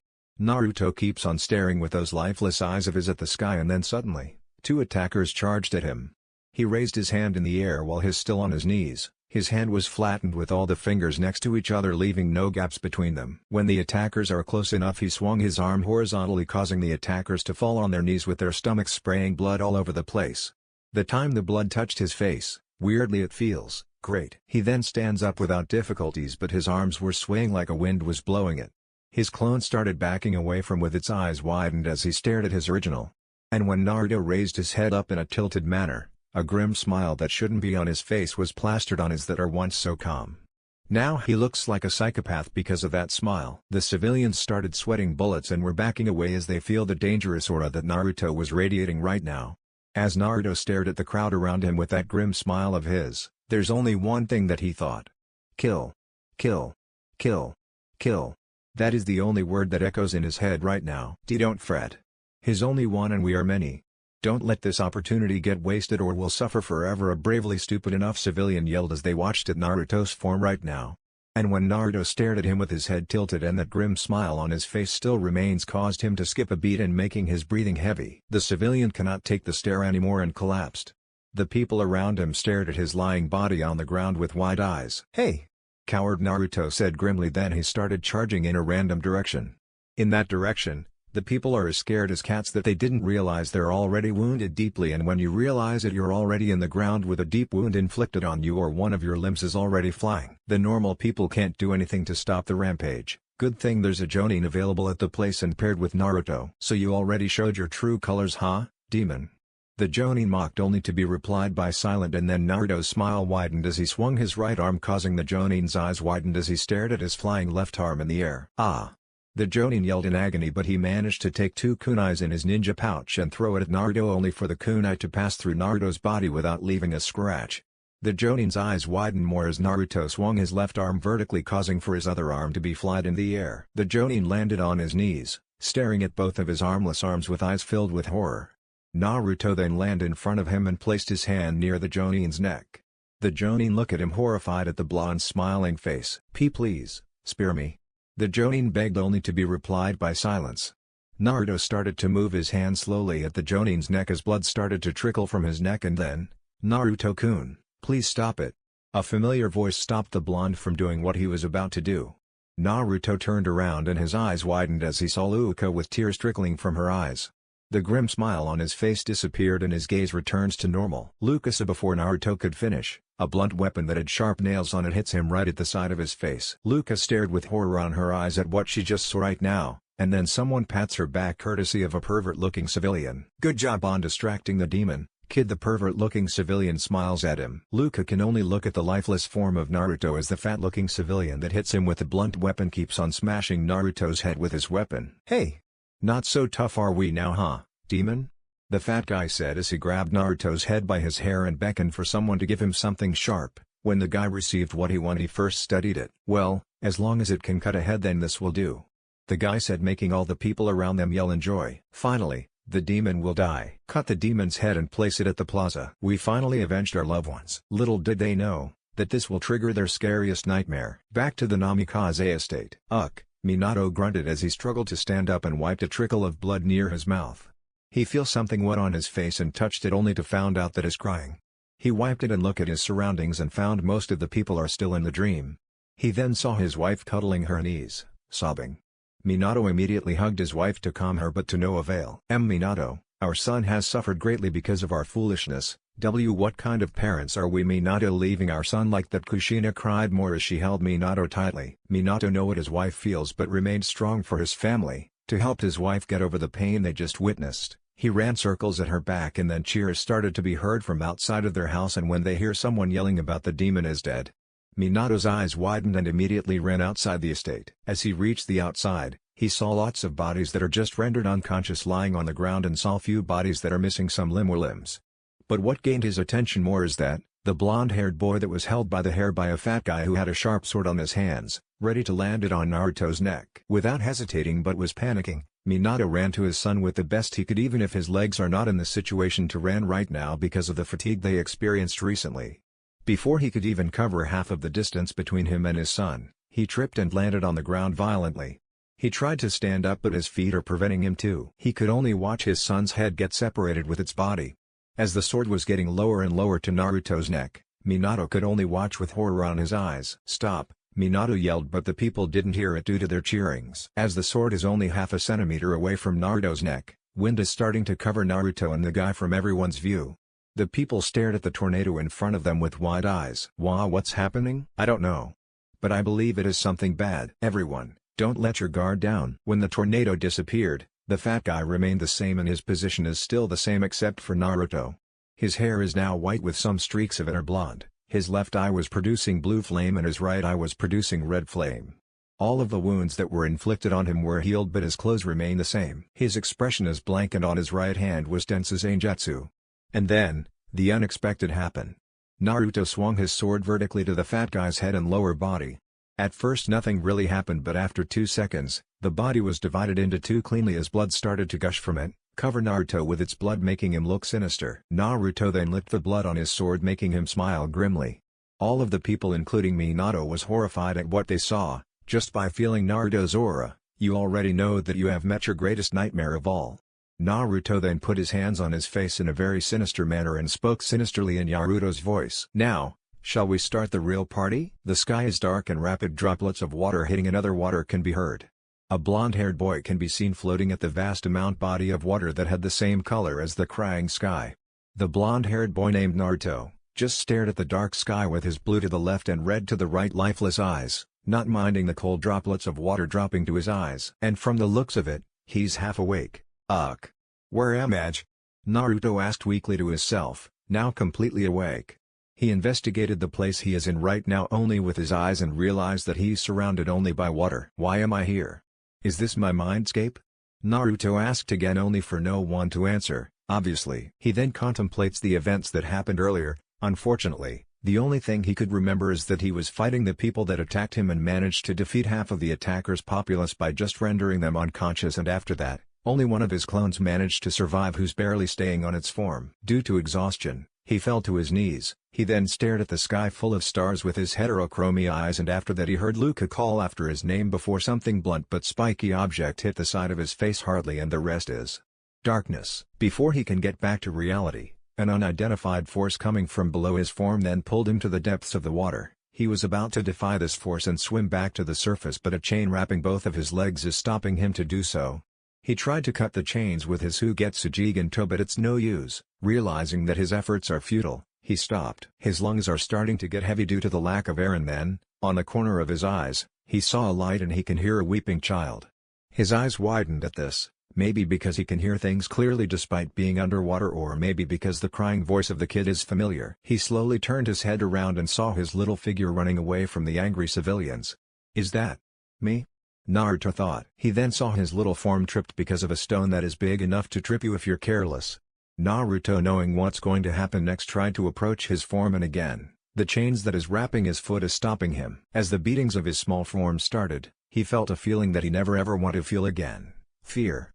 The fear of being beaten, the fear of being neglected, the fear of never being loved. All of those fear in a box he endured for his entire living. If his Otosan, Kurama, is not there by his side, wonder what's going to happen to his sanity. And now it's returning again. The fears that he feared. The last thing he want to experience is losing his Otosan. Naruto, unable to do anything at the situation, just clutched his head. Stop. Please stop, someone please, make it stop.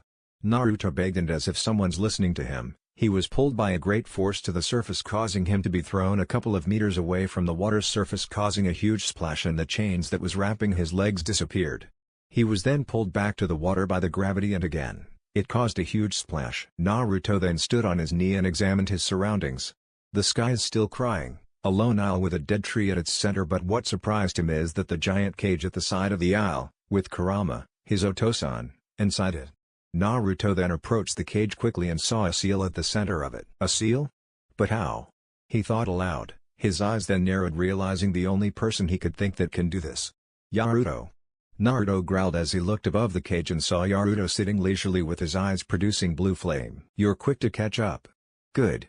Naruto replied with his eyes looking at Naruto seriously. So you really did, Naruto said dangerously with his hair overshadowing his eyes.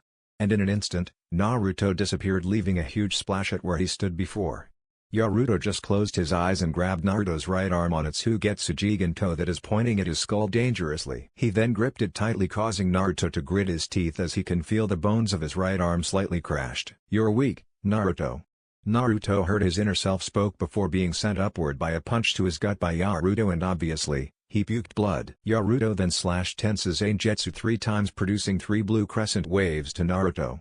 Naruto closed his eyes for a moment, and when he opened it again, his left eye started producing blue flame again. As the waves is getting closer to him, he dodged the first one by spinning to the left, and the second by leaning backward, and the third by doing a backspin. He then dived towards Naruto's direction. Naruto, seeing this, just smirked and said, "Fool." Naruto's eyes narrowed seeing him smirked. He then turned his head around and was surprised when the 3 waves that he just dodged right now is coming back at him.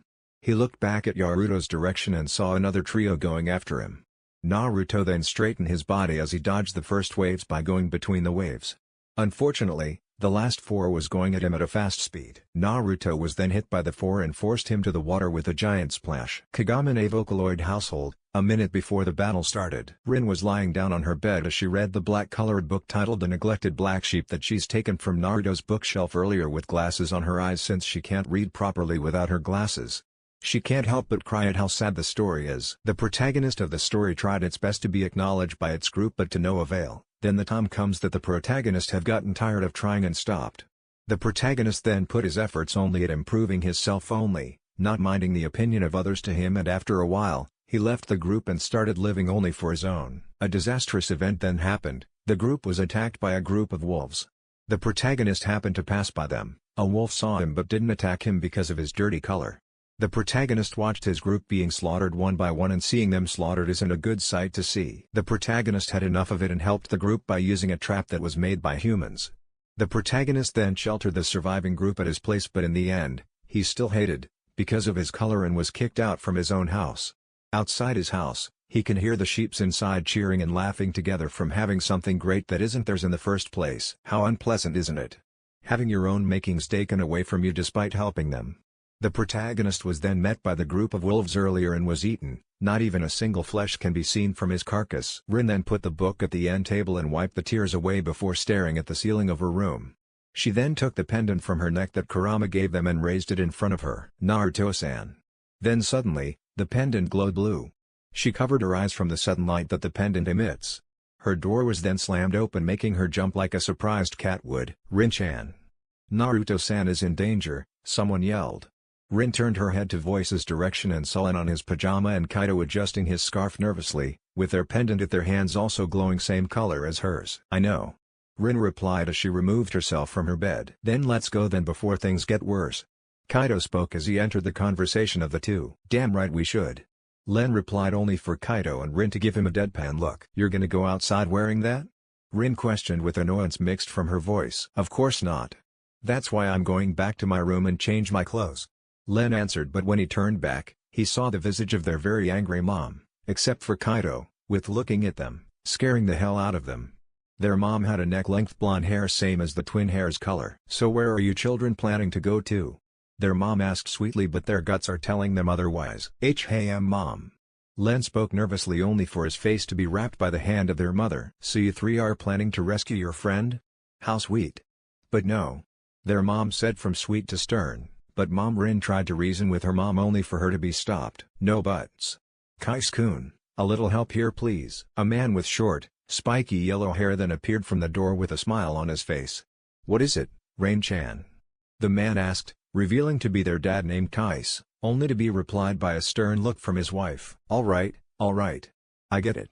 Kais replied to his wife nervously. He then looked at the trio seriously, knowing that their cause is good. He smiled. Alright. But I'm going with you three, okay, to ensure you three's safeness, okay? Their father said, smiling, making the trio sigh in relief. In a flick of a finger of their father, and again, Kaido is an exception, their clothes changed into their appropriate clothing for going outside. Their mother just looked at them worriedly. Kais noticed it and touched the cheek of his wife. Don't worry, we're going to be safe, I promise, Kais said, smiling, causing for his wife to blush. But then, his wife, Rain, whispered to him, you better. Because if something were to happen to the children or to you, don't be surprised to see your entrails in the hangers, K? Rain whispered sweetly. Kais can only gulp in fear as he imagines his hanging entrails and his wife cheerfully smiling at him sweetly with blooded knife on her hands. Why yes. Kais then immediately picked the three and ran to the door. Remember what I said, okay? Kais-kun, Rain yelled, making Kais more nervous. The trio could swear that they heard their father/uncle grumble something about scary women's on their period. Outside the Namikaze estate, after Yaruto's wake, the sky full of glittering stars, the moon is red, unconscious bodies everywhere, dead bodies everywhere, people missing a limb, crying, crimson liquid splattered everywhere and metallic-like smell fills the air. Now, shall we start the real party? Those words keeps on ringing through Minato's brain. He didn't expect his son to literally cut to that fat civilian just now and can't help but grimace at how clean the cut is. He stared at the face of his son and was shocked at the sudden change. His hair changed into white with streaks of blonde from overall blonde, and his tan skin changed into unnaturally pale, thus reminding him of a certain snake Sanin, and just by looking at him, you can feel his horrifyingly strong aura that would faint those who are not strong-willed. Minato, for sure, thought that the person he is looking right now is not his son, but a demon. Guilt run through his body, knowing that he is one of the reason why this is happening to his son. He then stood up without difficulties as he can feel his power returning back to him after releasing the other seal that Naruto put in him earlier. He didn't know how his son did it and he didn't care for now. He then walked towards him with his signature kunai on his right hand, not minding the bodies that he just passed by. Naruto, or should I say, Yaruto, saw his father approaching and smiled, a smile that should never appear from someone around his age, shinobi or not. "I see that you want to join the party, huh? Otosan." His voice has changed too. Minato noted to himself. Yaruto frowned, hearing no response from his father not speaking. I really hate that. Minato clenched his fist as memories of Naruto asking something for a lot of times that he didn't answer. Yaruto sighed and spoke. "I see, then let's make our weapons do the talking then." Yaruto then charged while Minato readied himself with his signature fighting stance. "Don't you dare attack Hokage-sama demon." A group of civilians blocked the way. Yaruto frowned at seeing this and spoke in a chilling voice, "Don't get in the way." And in an instant, all of them was cut into half, horizontally, by the sword on Yaruto's hand now filled with blood. Minato's facial expression darkened and threw his kunai to Yaruto's direction at a very fast speed. Yaruto then dodged it and blocked Minato's kunai that is pointing between his eyes dangerously with his sword. As expected from the yellow flash, "You really are fast," Yaruto complimented. Minato just shrugged the compliment. "Whoever you are inside my son, leave," Minato commanded, only for Yaruto to laugh. Minato jumped away from him and readied himself. "Son? Ha! Don't make me laugh. I have never been your son in the first place to begin with." Yaruto then disappeared in a flash, leaving a huge crater at where he stood before disappearing, surprising the Hokage. Yaruto then appeared above the Hokage and was about to slash him, only for the Hokage to disappear and appear behind him, Rasengan ready. Minato then charged the blue sphere at him, only for it to be blocked by Yaruto's black sword on a reverse grip. In an instant, Yaruto's position changed, his head now facing the earth and his lower section facing the sky. Using their momentum, he kicked Minato in the back, surprising him. Minato then fell hardly to the earth, causing the earth at where he fell to have a crater and cloud of dust to cover their sights. The dust was then blown away as Yaruto dived in for another slash, only for it to be blocked with Minato's tri-pronged kunai. Minato then sent a roundhouse kick to Yaruto's neck, only for him to block it with his free hand, but in the end, he was sent flying. "So fast," Yaruto thought to himself. He then saw another bunch of civilians about to attack him. "Now's our chance. Kill him," someone yelled from the group and charged. "Idiots doesn't really know when to stop, do they? It's not like we have much of a choice. Now, don't go crying to your mama now, will ya?" He then threw his sword to the incoming mob with the chain from the sword extending from his hands. "Idiots." Minato groaned as he threw high tri-pronged, stopping the sword from going to the mob before appearing in front of them. "Hokage-sama." The mob gasped. In an instant then, Yaruto appeared right at his face, surprising him. "Protecting the people that attacked your son now, eh? Now that's a really good father, really?" Yaruto sneered. In a blinding speed, Minato then grabbed Yaruto by his jacket's collar and threw him to the air before disappearing, and this time it's Minato's doing. A random female civilian then approached him. "You really saved us back there, Hokage-sama. Thank you. Please defeat the demon, we would be much obliged," the female civilian said to him. Minato don't know how to respond. He wanted to obliterate this person right now for bad-mouthing his son, but if he do that, certainly it would dirty his reputation. He then heard someone talking. "Hokage-sama is finally here, the demon is screwed now. Now we can finally relax. I can't wait to see the demon's head to be put in the plaza." Hearing this made Minato's blood boil and just decided to go after Yaruto before he lost his temper around them. Kais and the trio then arrived, only to be welcomed by the smell of blood, amputated limbs, dead people and crying people grieving at their dead people. "What in the world happened here?" Kais gasped. His eyes then fell to a familiar pink-haired person who's on her knees, crying. Realizing that it's his niece, Luca immediately rushed to her side, but his daughter beat her to it. "Luca-chan, what are you doing here?" Rin asked worriedly to her crying cousin. Luca looked at her and hugged Rin for comfort. The boys, hearing the name of their cousin, also immediately rushed to her side. "Rin-chan, they what? What is it, Luca-chan?" Rin asked worriedly again. Len and Kaido just listened to the two, worry plastered on their faces. A finger then touched Luca's forehead, rendering her unconscious, surprising the trio. They looked up at whose finger is it and saw that it's their dad/uncle's. "Why did you do that, Otosan?" Rin questioned angrily to his father. "Let her rest, she's already been through much in just a week," their father/uncle said to her. Rin, knowing that protesting wouldn't solve anything, just zipped her mouth and looked at her crying cousin. "Luca-chan, also, I have to take the pendant, three of you?" their father/uncle asked, surprising them. Len and Kaido looked at each other and nodded their head and gave the pendant that Kurama gave them to their father/uncle, knowing that even if they go to help their friend, They can only do nothing but just be an anchor. Rin was surprised by the boys' action. She read their minds and realized why they did it. Rin-chan? Kai beckoned his daughter to give the pendant, but she just looked away, saying that she don't want to. Kai sighed and crouched to her level. I know that you don't want to give it, Rin-chan, but there are things that kids at your age shouldn't be involved with and should only be meant for adults only. So please, Rin-chan, give it. If you don't, I might have to use force that would lead us regretting it later on. Kai pleaded to his daughter. Rin faced her father and gave the pendant. Good. Kai smiled and patted the head of his daughter, making her pout. Will you return it afterwards, Oto-san? Len asked. Yes, I will. Now, I want you three take Luka-chan back to the compound, okay? Kai asked. What about you, Oto-san? Rin asked. I just have some business to attend with, don't worry, it won't be long. Now go. Also please tell your mom that I love her, okay? Can I trust you with that? Kai added with a smile. Even though it seems kinda gross, but I will, and please don't say it like you're gonna die in any moment right now, Oto-san. Rin replied, making his father cry anime tears. Do you really thought of me that low? To-chan's hurt. Gross. But please be careful, okay, Oto-san. Rin smiled to his father. I definitely will after hearing that confident boosting words coming from my lovely daughter, Kai said while trying to kiss his daughter, who's struggling to stop his father from doing so. We're leaving now, be careful, okay, Oto-san, Len said, already walking back to the compound with Kaito with the unconscious Luka at his back and Rin trailing behind him. Kai watched the retreating figures of the kids with a smile in his face. Now what should I do with this? Kai said to himself as he gave the three pendant that is emitting a blue light on his hand a thoughtful look. A mile away from Konoha, throwing me away from the crowd to somewhere to stop the increase of casualties. What a really good ruler you are, huh? Naruto talked as a yellow flash appeared in front of him, revealing a pissed-off Minato. Oto-san, as much as I love to see you punish them for what they did to you, I still have to stop the bloodshed to continue as their Hokage. Minato comments at the boy's words. Naruto snorted at the remark. Hey, you don't say? He then removed his badly torn jacket, leaving only his gray shirt as his torso, and pointed at the jacket's collar, surprising Minato, but he didn't show it physically. So you figured it out? Minato spoke, making Naruto smile. Hiraishin no Jutsu, a technique that allows the user to transport themselves to a given marked location, which is originally created by the second Hokage, Tobirama Senju.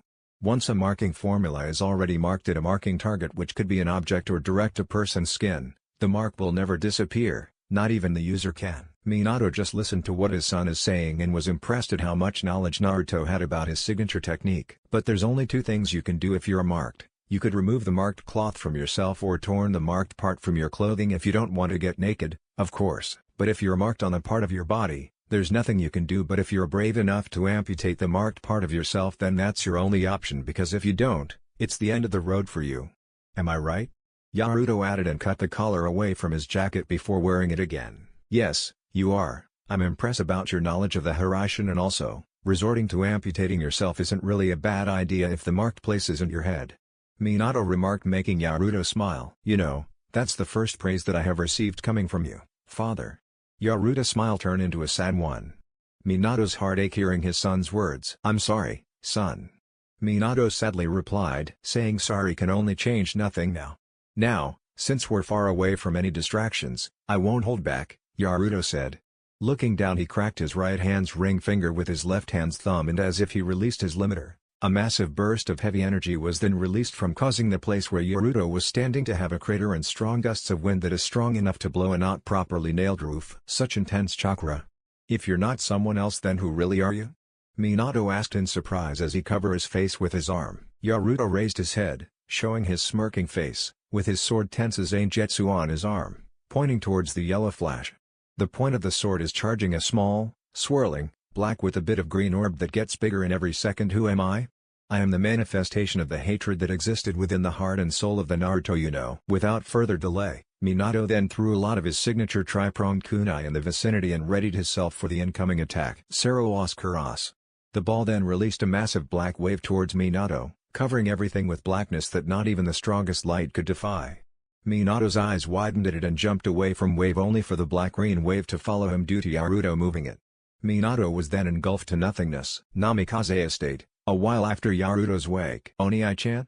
Azami muttered as she stared at the beaten small figure of his brother, Naruto, who's crying at the center of a crowd who's looking at him with eyes filled of hate, anger, and vengeance in their eyes. Just what did I do to deserve this? The small figure of Naruto yelled to the crowd only for a rock to answer his question. He fell to the ground and the place where the stone hit started bleeding. A man then approached him and crouched to his height before gripping his head by the hair. The answer to your question is simple, demon. You killed our loved ones, destroyed our homes, and killed our beloved son Daime.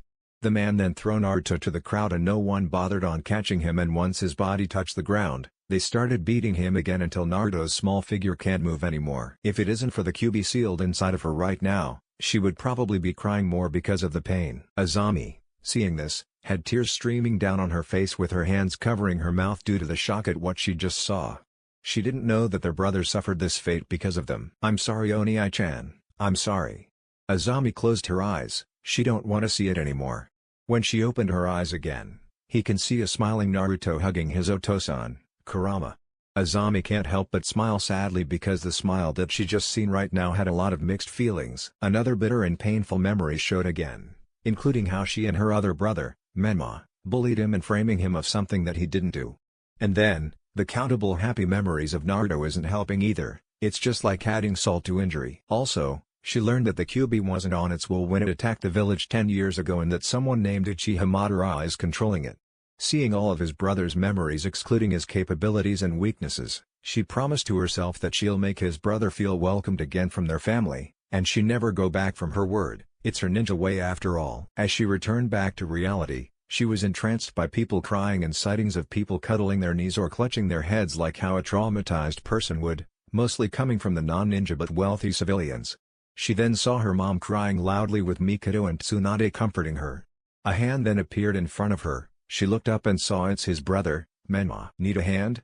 Menma asked, his hand still in front of her, and from the looks of it, he's also crying since his eyes are puffed red. Azami smiled sadly and put her hand on his. As Menma helped her up, she can feel that her brother is shaking and of course it's making her worried. Menma-ni, are you okay? Azami asked worriedly to her shaking brother. Menma was stunned for a second and then spoke in a voice mixed with anger. Who would be okay after seeing the hell that their brother just went through for years, huh? Azami was shocked by his brother's words and smiled. Looks like we have the same goal after seeing that, huh? Menma-ni? Menma looks at his sister for a moment and asked, what do you mean? Azami opened her mouth to reply but closed it, before smiling sadly again. Never mind, even if I told you about it you're just going to deny it. You're a tsundere after all. Menma just shrugged and replied, I don't know what you're talking about. All I care right now is making those idiots pay for what they did to brother. And again, Azami was stunned by the words that left his second eldest brother's mouth again. Despite being part of the hell that their brother went through, he sure is serious at making the people have their retribution of what they did to their brother.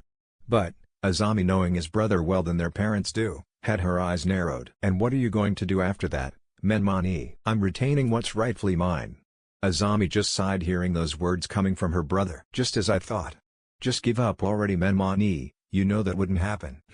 Whatever you say, come on, both of us should go to Kachan now. I'm worried about her mentality after seeing all of the things that brother just went through. Menma replied. Kushina saw her two children, or should I say, her two favorite children, going to her direction. She stood up and approached the two, making Tsunade and Mikado look at her worriedly.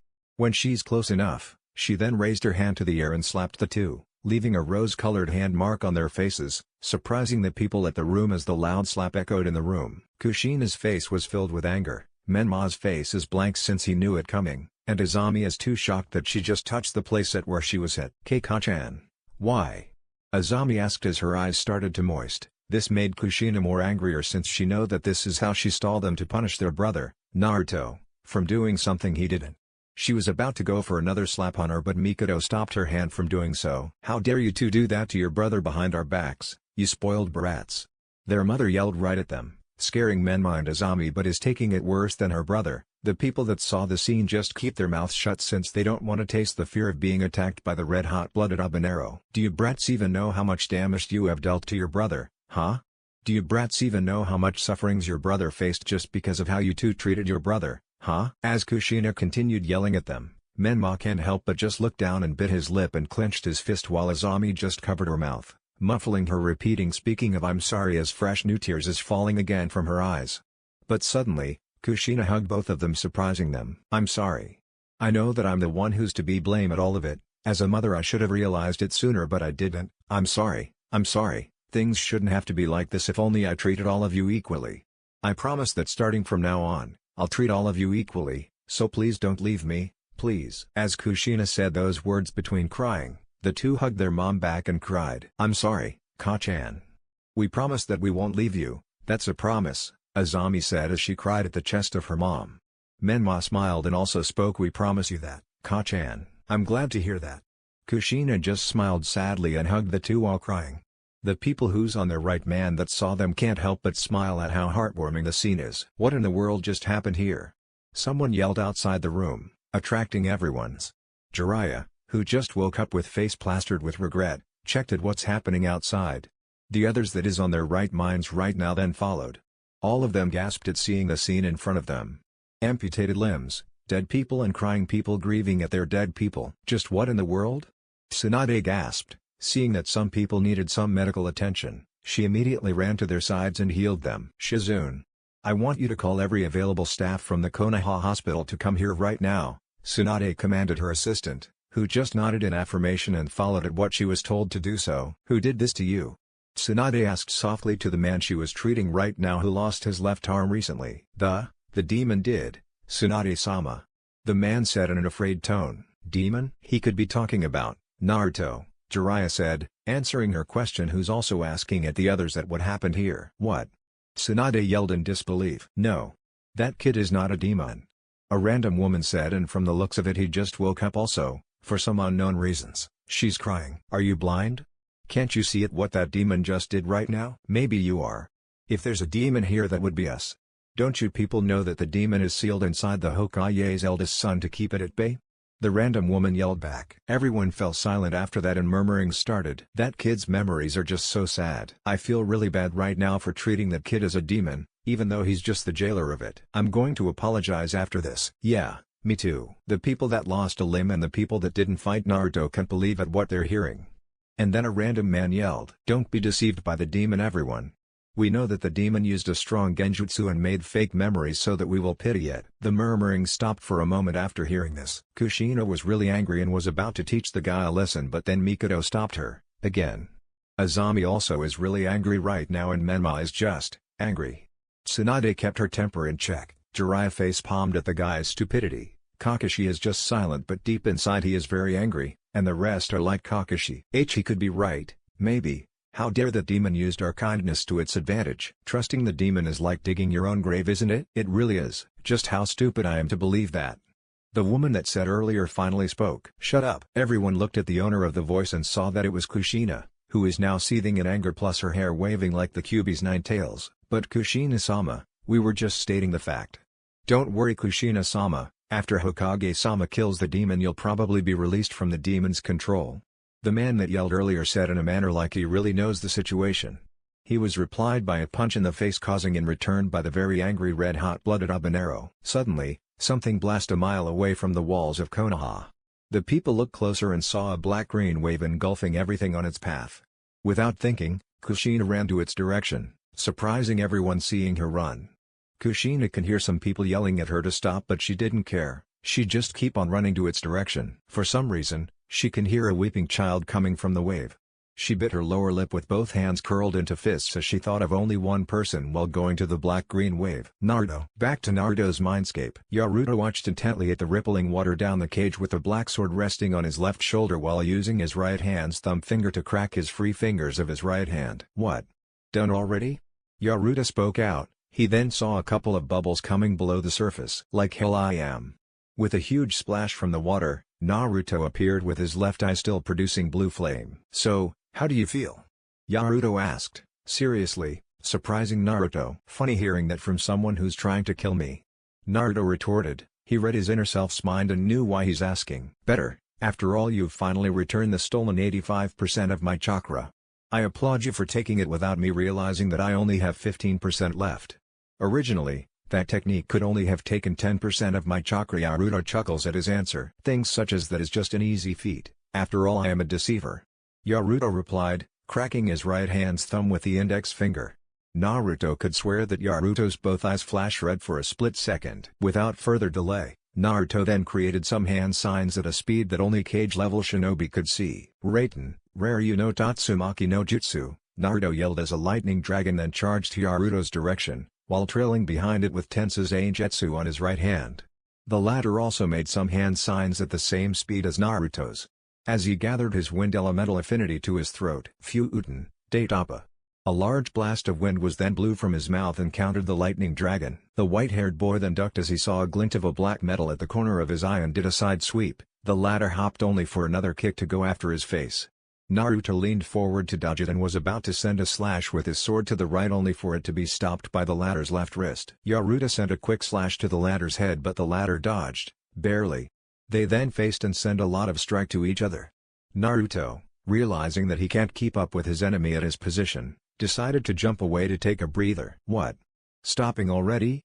Naruto said mockingly as he looked at Naruto, his breathing heavily. Naruto then pulled his sleeve away from his hand as he raised his right arm in front of him while holding his sword with his right arm, revealing a wristband seal that is enough to store a lot of weapons. In a poof, a Fuuma Shuriken then materialized from his left hand and threw it to Naruto. Naruto tried to read his mind only to see darkness. He snickered as he stared at the cage under them.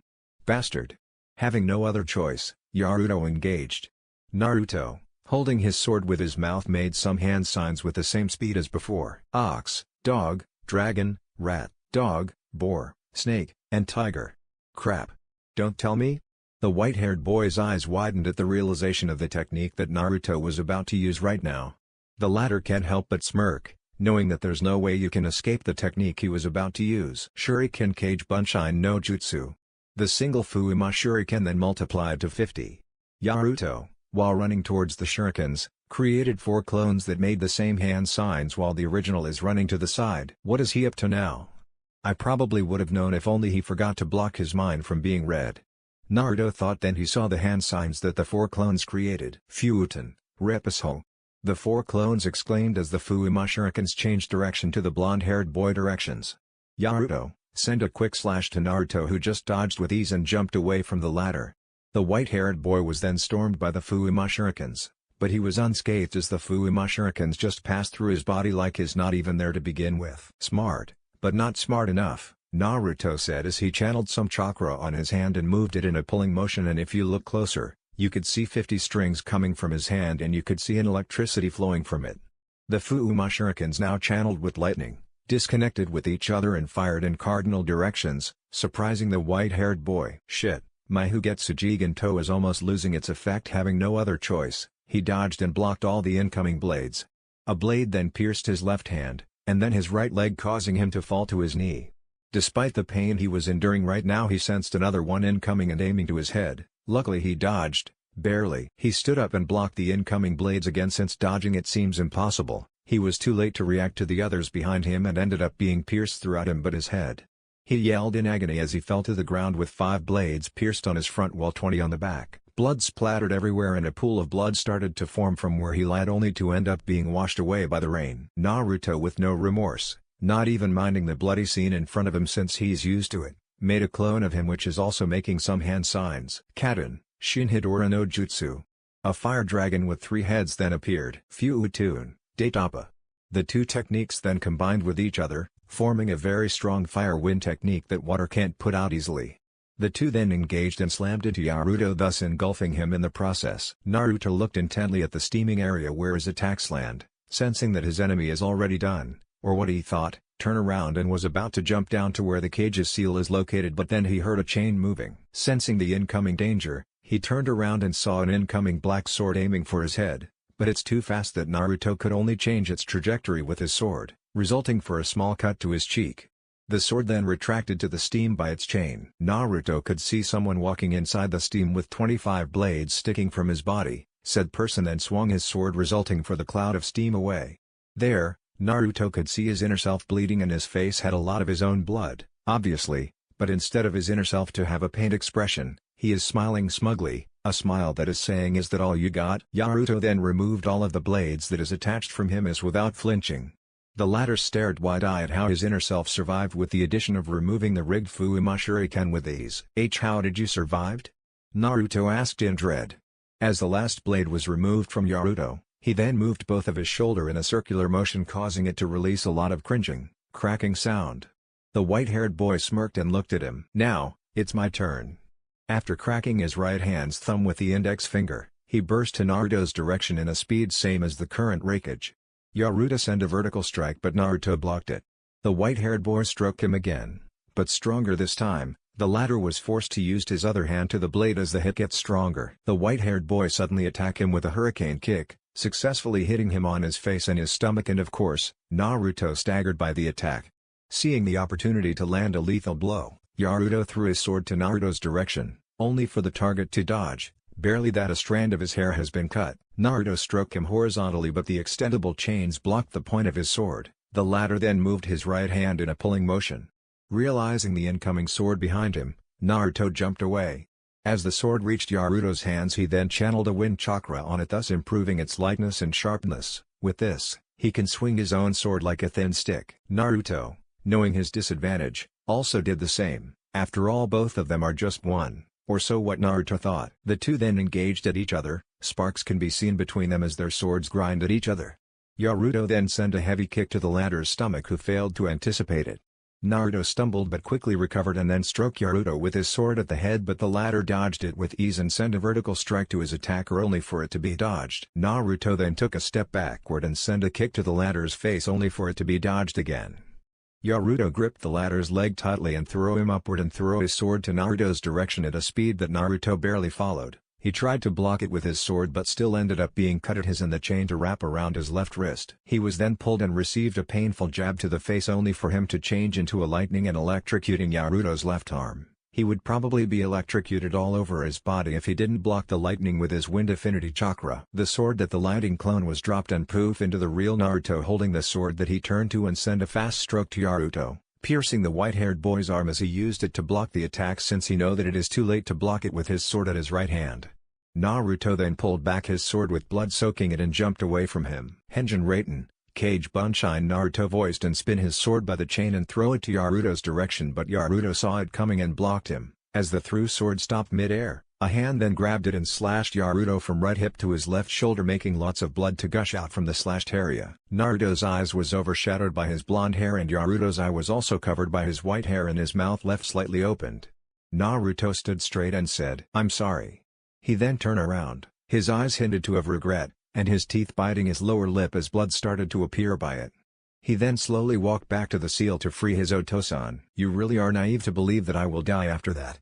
You won't last long if I did take you seriously.